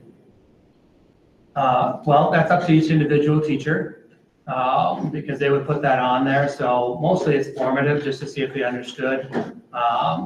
Just if it's more to, as they're doing that work, the teacher can see because they've assigned it through Google Classroom, so they can see what's happening, and they can say you're going in the wrong direction, that kind of stuff. So I guess I can't speak to whether it's graded or not. If the student doesn't have Wi-Fi at home and they don't have access to that, then that assignment, they have that entire week to be able to complete anything that was done during that time period. So if the assignment, let's say on Google Classroom, they all work through Google Classroom, everything is posted on Google Classroom, regardless of e-learning. So if a student then comes into the class, they forgot their Chromebook at home, they don't have Wi-Fi at home, they do at school, they would look, they would see there was an assignment that was done, and they'd have that entire week to be able to complete that assignment without any markdowns or anything like that as far as an assignment that might be counted as a percentage. And that's standard, like that you kind of made that standard to administrators? Everybody's on the same page about that? Correct. Okay, good. That's in writing, and that is communicated out to all staff. Good. Mr. Bryant? Thank you. Yeah, I emailed Mr. North, Dr. Wagner on this question because of cold weather, of snow, of flu. We may have cold something. What do we have in place? We always complain about COVID and all that, but it did give us the ability to be online, to do that, to learn. Because when I go back a couple years ago, we were closed for 4 or 5 days with nothing because of cold weather. We now have the availability to do that. And getting kids with, internet, that's a great question, Holly, and that, so. But I don't see me as a one board member, I don't see any more snow days, or e-days, e-learning days. this ability is there to get, we want to teach our kids. We want our kids, what's that? So you're such a fun I know. sponge. I look at the report Dr. Wagner had on our math and reading scores No, you're right. statewide. You're right. Kids need to be in school as much as we possibly can. And I'm not faulting anybody, but we're here to educate. We're not here to do other things, such as, a snow day or something. But e-learning, we have that ability now. We need to push it, focus it, and continue to improve on it. So I was wondering, so there was some controversy about having school Friday, right? Like, you never please everybody, whether you close school or you have it open. But for people who live, in the country, their road doesn't get plowed. They live on Middle Maintenance Road or whatever situation there might be, or parents don't feel comfortable sending their kids because they don't feel that the roads are acceptable. What kind of options do we have, or do we have anything set up for kind of a hybrid type of thing? If there's so if a snow day isn't called, but parents can't get their kids to school or don't feel comfortable sending their kids to school, can their kids still do something online that way? I mean, I know that's kind of a can of worms, but is there anything in the works for things like that? What I talked about earlier was that all of the assignments daily the direction is to have them posted. So let's say that a student didn't want to come into school because of a snow day and they felt it wasn't safe to go to school that particular day. They can go online at that particular time. They could email the teacher. Now, the teacher's going to be with kids, so they might not get to that right away, but they certainly could go back, go online and look to see what assignment was there. They wouldn't be able to zoom in, so they wouldn't get the direct instruction because that's not happening. They're not synchronous at that particular time, but they do have that capacity. One of the things that I wanted to clarify to the board, and it is one of those decisions. Let me just for the people that are out here and for you, I don't want to open up a can of worms either. There are a number of things that go into it. We start looking at the roads at 4 a.m. in the morning, and they're driven. And you can't get to all of them, obviously, because it's a wide district, but for the most part, the roads are driven. With communication that entire time with people that are in Red Wing during that particular time. And they report back, here's what it looks like, here's what this looks like. 3 other variables go into that. Not only snowfall, but the temperature. So is the temperature close to 30 degrees? Last Friday, if it had been 10 degrees, 15 degrees colder, that's a safety issue. So I would take that into account. The wind was blowing across the road. If there was a wind chill that was in there, I would also take that into account. And there wasn't on those particular cases. The one that I want to emphasize to everyone is that if a parent, I'm going to give you an example, and this has happened because I've been doing this for 28 years, not a superintendent, but with kids for 28 years at the elementary level and at the high school level and at the middle school level.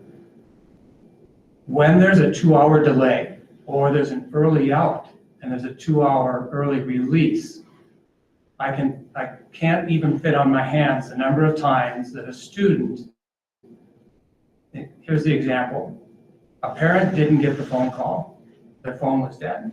They didn't check email and they sent their kid to the bus stop and then they went to work. This has happened multiple times. They go to work. The little boy stands on the corner waiting for the bus, but it's a 2-hour delay. That student goes home and they're locked out of their house. That happens all too often. We have to make sure that that's safe. If there's a 2-hour early release and the parent lives in St. Paul and the buses leave and they go to a neighborhood, the kindergartner gets off the bus driver has to continue the route. They see the boy approaching and the boy can't get into the house because the parent either didn't get the phone call. So I really pay attention to the safety of the kids. Can they get on the bus safely in the morning without a 2-hour delay? And can they get home without a 2-hour early release? And if that's possible, I'll always make sure that they're on the bus because the bus is warm and they're dull. Now, there's always going to be times when there's going to be a 2-hour release if I can see it enough time in advance. In this particular one, we didn't know whether it was coming in. are not, and the temperature dictated that. Now, I didn't mean to open up a can of worms, but I just wanted to explain the variables that are put into that are multiple, and you're right. I said that earlier, Ms. Rose said that earlier, you're not going to please everyone. If I was to cancel school, there's going to be parents who are saying, I have to go to work, you have to let my child into school. So we do the best we can. We try to make sure that everybody is safe. The temperature, the wind chill in this particular case, combined with not knowing that a kid's going to be able to get to that bus stop was the determining factor in this particular one. There's going to be a different one. I mean, if we had school on Thursday, we have that coming up, I'd probably cancel school now. Because we know what the temperature is going to be. We know that the wind chill is going to be not taking enough of your time on that. So that's all I have as far as, I think somebody buzzed in. Yeah, I would like to open up the idea that Red Wing looks at calling it by midnight the night before. So there is no guessing game if we have school, if we don't have school, the communication goes out. The not pleasing everybody is always gonna be, but if parents and family and daycare and everybody knows in a reasonable amount of time, everybody can get a good night's sleep and know what to predict for the next day. I would like to see us think about that. We've moved into that where I work now, and it works beautifully because nobody's stressed out about what the morning is gonna look like. We know the snow's coming. We know it's gonna be cold. You know, we know those variables 6 hours before the call is made. Mm-hmm.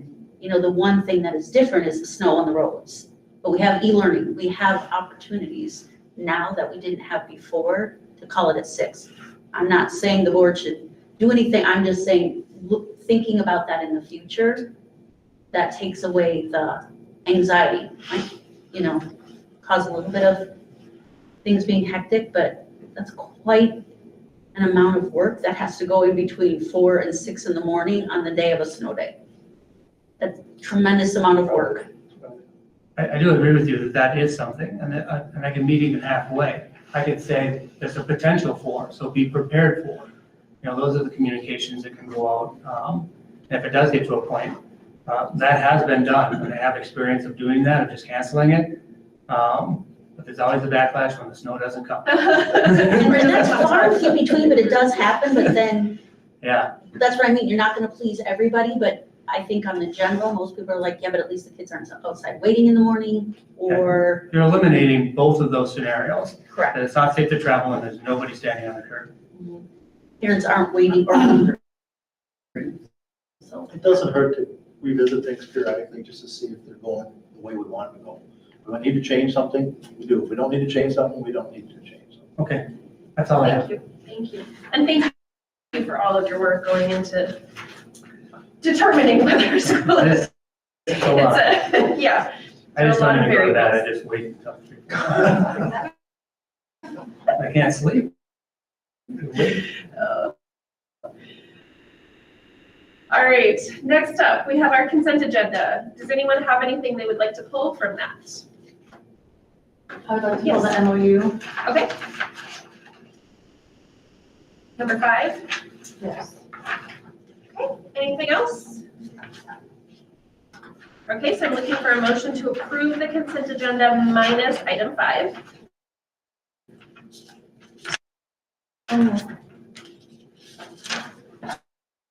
Second. Okay, motion by Ms. Tower, second by Ms. Tiff to approve the consent agenda minus item 5. All those in favor say aye. Aye. All those opposed say nay. That carries 7-0. And item 5, the MOU. I would like to understand why there are dollars to be added to an already approved contract that runs through the end of 2023. Can somebody explain where that came from? Yes, I can. So over the 8 years, something like that, 10, the contract, the original contract had the amount was basically negotiated on 4 grade levels and is never included in another grade level. So last year, when the 7th grade and the 8th grade were added on, there was never an adjustment at that particular time. So this is just with the addition to both, not 7th grade from last year, because this is just for this year, with the addition of 8th grade added on, an entire another 200 and whatever number of kids onto the yearbook and onto SOAR. It's an additional grade level of management. So what we did was we took the total amount and divided it by into that, and that's where that extra money came from. So it's an additional class onto the duties of that particular, those particular clubs or activities, yearbook and SOAR. We've had 8th grade here for a long time. Right? Right. But this has already been negotiated and approved by the union and by this board. I'm looking at, I've got the contract here. I have a hard time in the middle of the second school year that we're gonna all of a sudden add this. I know we're not talking about a lot of extra money, but I think we're setting a really bad precedence by saying, well, I'm doing extra work, so I'm in the middle of this contract, I'm gonna add extra money. I'm really not in favor of this at all. I understand the extra work, and I think that in the next round of negotiations, we certainly should be addressing this. But if you look at all of the extracurricular salary schedules on page 52 of their contract, this bumps up their salary like a head coach, and I'm not saying they shouldn't have that money, but I think it sets a really bad precedent that in the middle of, we're already halfway through the 22-23 school year. What's to say that all of these other categories don't say, well, I deserve this, or I think I'm doing extra work on that, for everybody else to come forward and say, I deserve extra money too. So I don't think I can support this at this time. I'm happy to negotiate that in the next contract. But this has never been brought up before, and this group has been supporting 8th grade for years. That's what I started with. Yeah. That it's been happening for a number of years, and Yeah. finally it's just basically because 7th grade was added on last year, we weren't able to complete it. Historically, these programs used to be classes. They were 52 minutes a day. They were handled within that. And I believe at that particular time, the board said that we can't give credit for something that should be done within a club, and they took it from them. So then it went into that negotiation, basically into the contract. I can't speak historically why the grade level wasn't added on when the contracts were negotiated. This particular time, though, it did come up at the end of last year by these people saying, we weren't able to complete it last year because they had 200 additional kids, and because it's no longer a portion of a classroom, it's no longer a section, it's no longer for credit, which is fine. We just weren't able to, they weren't able to complete it during that particular period of time without given basically the time that they were had. Now, we've made adjustments within the schedule to give them more time within the classroom, but it also just is an additional 200 kids that they're managing. They have to put into that book. They made the request. Memorandum of understanding is in there, so it is not a precedent. That's what we'll use it for. I understand both sides of it. Do you want to table it and go back and have some further discussions, or, I'm not quite sure I'm understanding fully why there's such a gap in it. Either, before, and now we're gonna do it now too. Is it typical that an MOU would go to the negotiating committee first to be discussed and then brought to the board? Or is that? We've done that in the past. It's done in the past, but it's not a portion of a contract. It's sidebar, basically. The money aspect of it is just coming because it's an addition for this year. But it's been an addition in the 122 year as well. Is that correct? We didn't pay them extra, is that what you mean? Right. but there was, the contract is 21 through 23. So if you're looking at the activity advisor category 6, at what, 7th grade was also covered in 21, 22, because that was, I think they just discovered at the end of that year that they can't do it for that amount. And then so we had to make adjustments in their schedule because they taught, the staff members who did that taught through the day. And because the yearbook was no longer a section, they didn't have time to be able to get those kids in. So we made adjustments this year, 21, 22, I get that. But at the end of that year, they discovered we can't do it. It's not feasible. And the amount of work that I'm putting into it, off hours isn't worth that amount that you have listed there because there's 200 extra kids we have to be able to put in here. So they came to us and they said, if this is the amount of work it's going to be able to take to do this, would you help us financially? Because then I can dedicate an extra hour, 52 minutes a day of my own time into the yearbook. But we can't do it for the amount we were given before. We did it for years before. We think it's time. That probably will negotiate into the contract, I'm sure, at the end of this year. But for right now, they're just beginning that process of saying to the board, if I'm going to put in an extra 52 minutes a day, this is the compensation I'm looking for. We thought it fair just to be able to come back and say, well, it is an extra grade level. You're doing it for 8 years. We'll make the exception this year. Ms. Howard? Is there retro pay? There's not. So it's just a one-time MOU for the people that have already put the work in?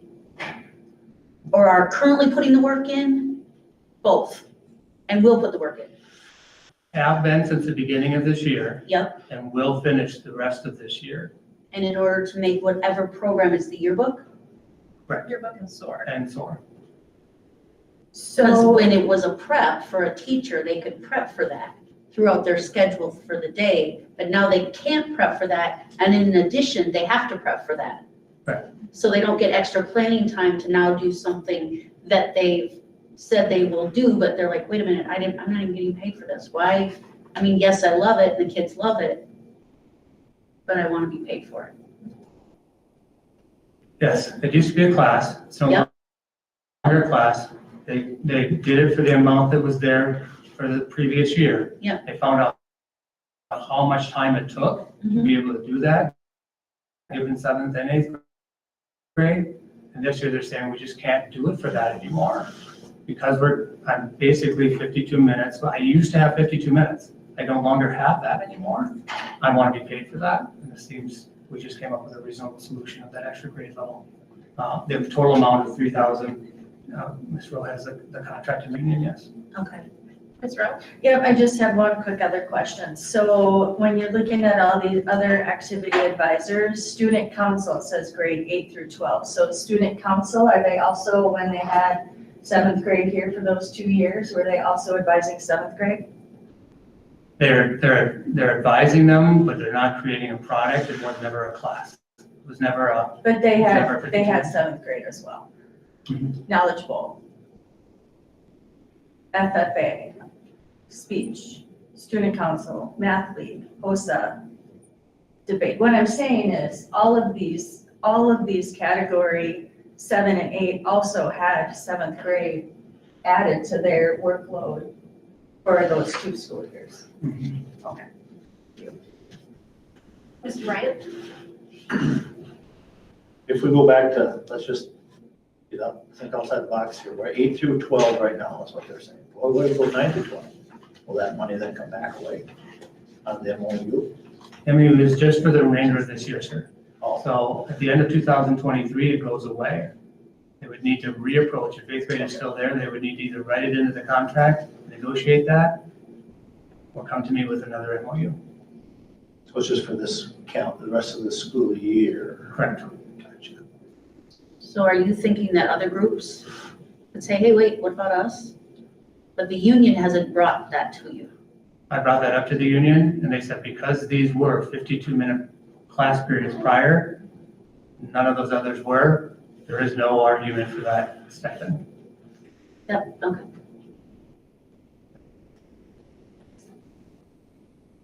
I'm ready to vote on it. Yeah, I would make a motion to approve number 5. I'll second. Okay, there's a motion on the table to approve item 5 from the consent agenda, made by Ms. Tiff, second by Ms. Tower. Any other discussion? I'll just say I agree with Pam, but I'm gonna vote in favor of it. Just- Okay, any other discussion? Okay, so motion on the table is to approve item 5, the MOU. Motion made by Ms. Tiff, second by Ms. Tower. All those in favor say aye. Aye. All those opposed say nay. Nay. So that was 4-3. Raise your hand if you said nay. 4-2. 5-2. Yeah, oh, 4-3. Okay. So that motion carries. Okay. We are on to donations and grants. So, resolution accepting donations and grants. We have some very generous donations. Downtown Plaza of Red Wing has given $421.50 to the High School Angel Fund. Wendell and Connie, I'm so sorry, I don't know if I pronounced your last name. Kunai. Thank you. Donated $50 to the Red Wing High School Angel Fund. Shirley Tomford, $86 to the Red Wing High School Angel Fund. Connie Shaw, $30 to the Red Wing High School Angel Fund. Red Wing Ace Hardware donated $200 to Red Wing High School Robotics. The Robert Prawl Memorial, donations from Valerie Tether, Rick and Judy Clayton, Martha Rohrbacher, and Donald and Mary Knappen for $450 goes to the Red Wing High School Band Program. Jeff and Kelly Holm donated $250 to second graders field trips and additional learning experiences. We have $32.72 from Amazon Smile. And United Way and SCS Elevator donated a blue bookshelf valued at $250 and an ongoing donation of books to keep it stocked to Cobbles. So thank you to all of those donors. It's a fabulous list. Thank you all. And I'm looking for a motion to approve that resolution. So moved. Second. You guys said it at the same time. Who gets credit? Give it to Mr. All Bryant. right. Ms. Tower, second. Okay. So we have a motion to approve the resolution accepting those donations and grants made by Mr. Bryant, second by Ms. Tower. Any other discussion about that? And we will do a roll call vote because it is a resolution. So I'll start with Ms. Buck. Aye. Ms. Rowe. Aye. Ms. Tift. Aye. Mr. Derricks. Aye. Mr. Bryant. Aye. Ms. Tower. Aye. And Chair votes aye, so that carries 7-0. And thank you again to those donors. All right. Next up, we have approval of the final 2023 levy. So Ms. Paradis will give us information.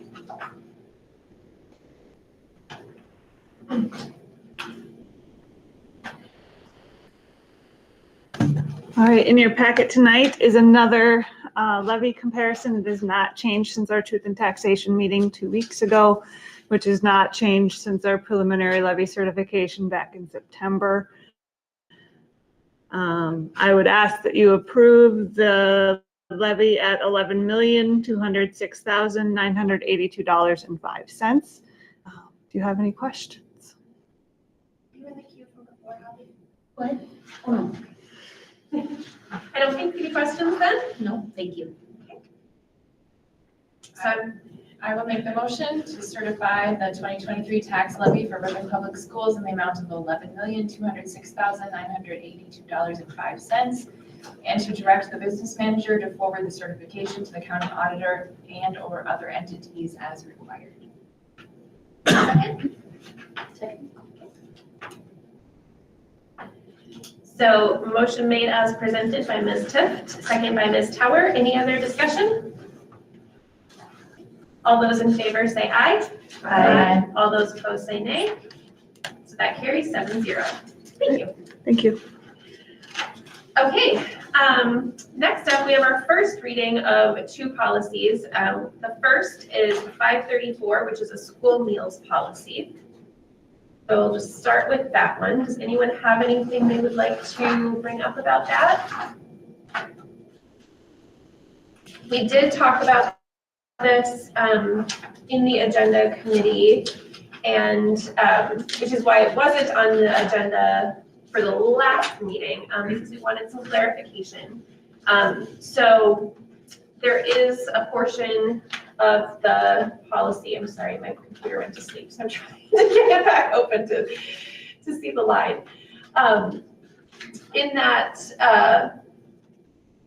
the beginning part of the policy,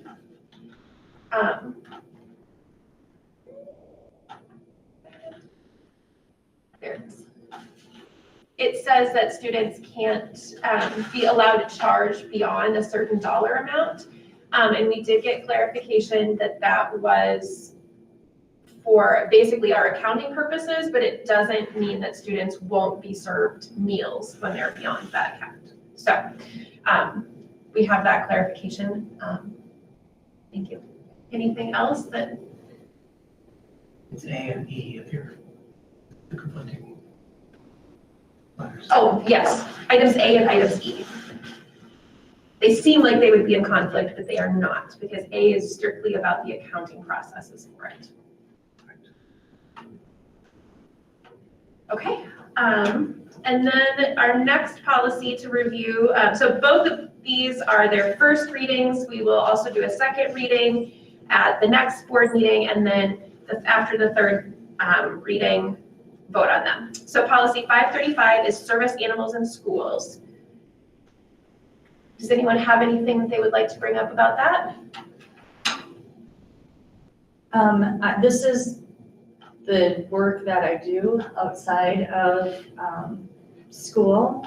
I work with therapy animals, and I'm looking through here, and this talks about service animals, which is awesome. But I would almost want to see maybe even just a sentence or two in here about the difference between a service animal and a therapy animal, because we do have therapy animals that are in our building. Is there a separate policy for therapy animals? This one speaks specifically to service animals. Yeah, but do we have one for? The therapy animals are an ADA, so our policy wouldn't be able to make a policy about it because it's ADA, but we can. Therapy Yes, we is can bring not ADA, service animals are ADA. Yes, I have them switched. So this is about ADA. We could bring something forward about therapy. Yeah, because I know that I saw something on, I think other school districts have therapy animals, and I think we have a couple therapy animals coming into our buildings. We do. Do we have a policy that covers them while they're in our building? Because they are not specifically trained. We don't have it. This is coming to the board because it was missing. We would Yeah. need to go and get. Yeah, I think Therapy. I would feel more comfortable if we had a therapy animal policy as well, and maybe We have processes. look at that. We have processes and procedures, but I don't believe there's anything in policy. We should probably have a policy on that, because therapy animals, anybody can become a therapy animal, and all it would take is one dog bite, and we would be in some hot water. That's what there's nothing policy, but procedures we have in place to be able to do that. In order to bring the animal in, we have to have on file insurance that they have. It's a $200 policy. They have to go through specific training to be able to bring the dog in. These are just procedures that have been inherited by the district, or by my administration. So I've clarified those. I have the 2 dogs that we have right now. I have files on the dogs that are coming in for therapy at this particular time to work with the kids. So I have those documents on file. But you're correct, as far as I know, there's nothing in policy, strictly procedure at this time. Well, I think this policy is excellent for service animals and very clearly states what a service animal is. They're there to do a specific job. They are a working dog.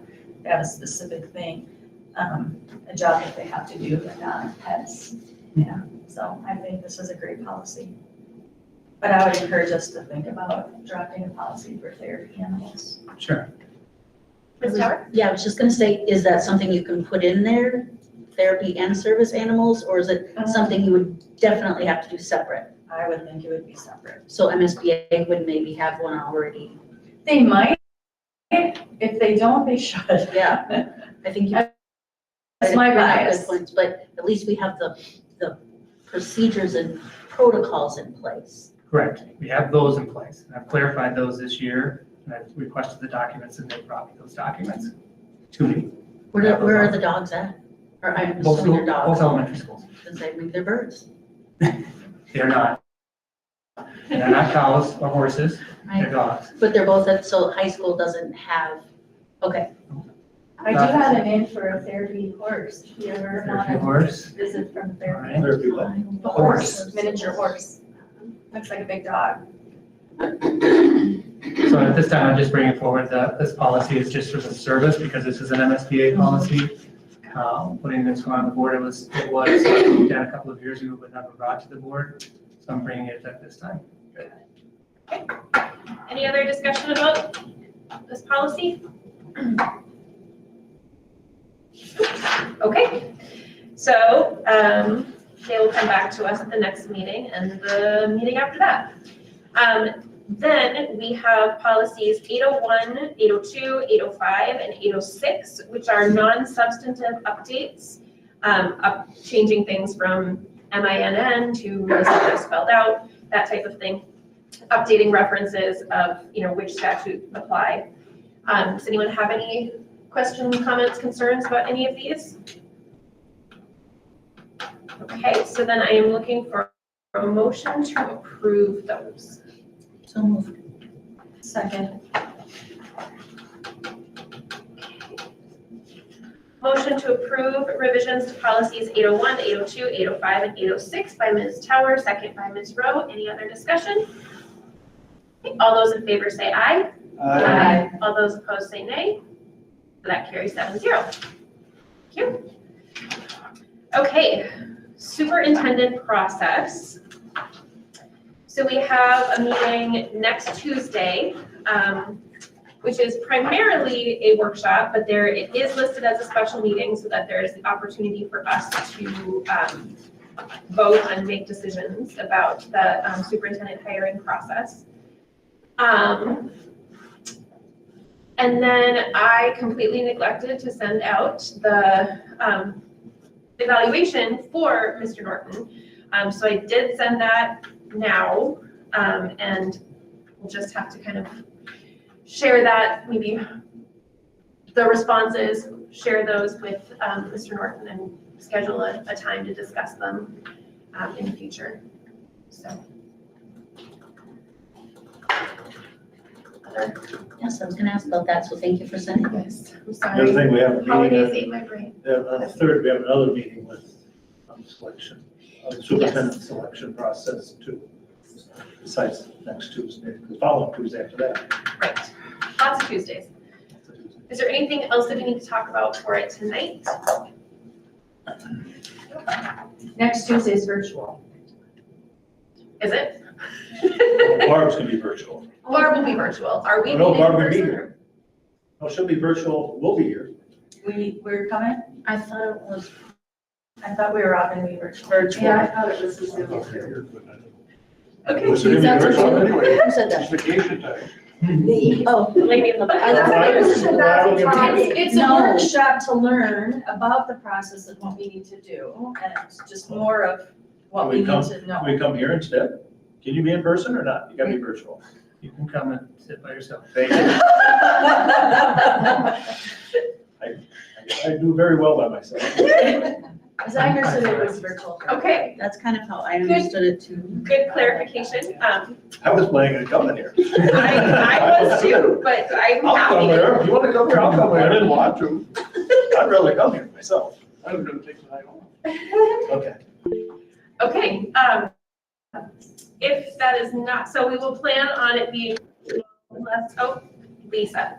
Barb is having me post this as a special meeting due to decisions that need to be voted on. Yep. Right. That's what we said. 2 So weeks does ago. that mean that we need to have people here?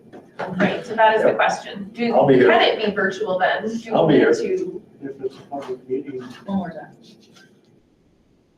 and it's not under COVID, you need to have a public meeting here. Yeah.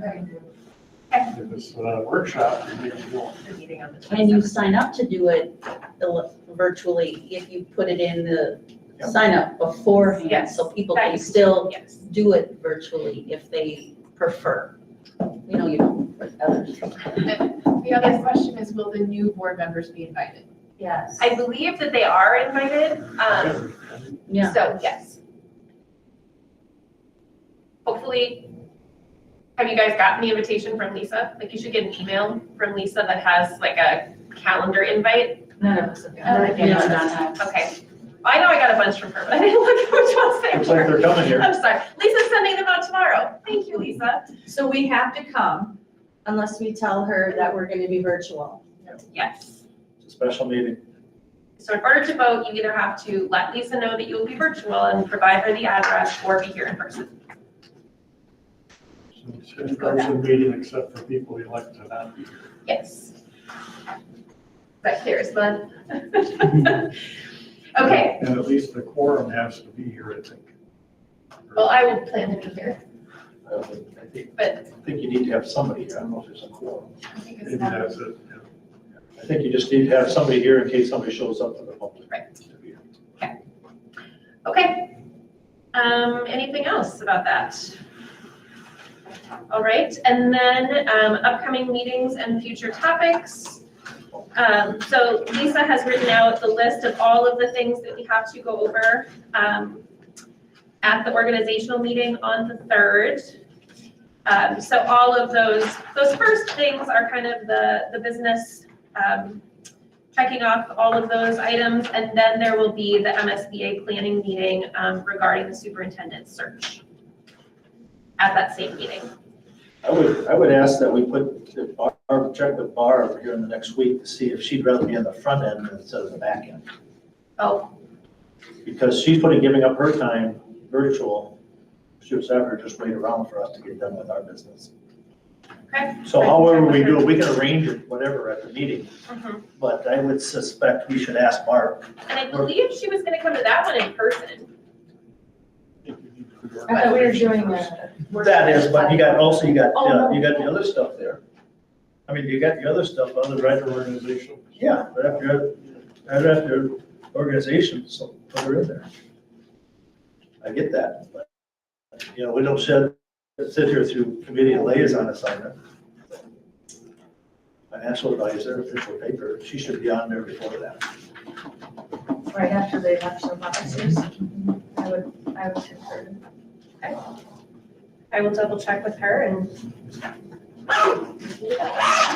Okay, anything else? Looking for a motion to adjourn then. Go first. So, you want, You go first, I'll I second. move we adjourn. I'll second it. Okay, motion to adjourn made by Mr. Dirks, second by Ms. Tower.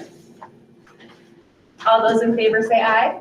Aye. All those opposed say nay. All right, we are adjourned at 7:53 Where's my PM. whiteboard? I'm surprised you guys didn't say no. Say nay, I oppose. Right, I thought about it, saying, let's just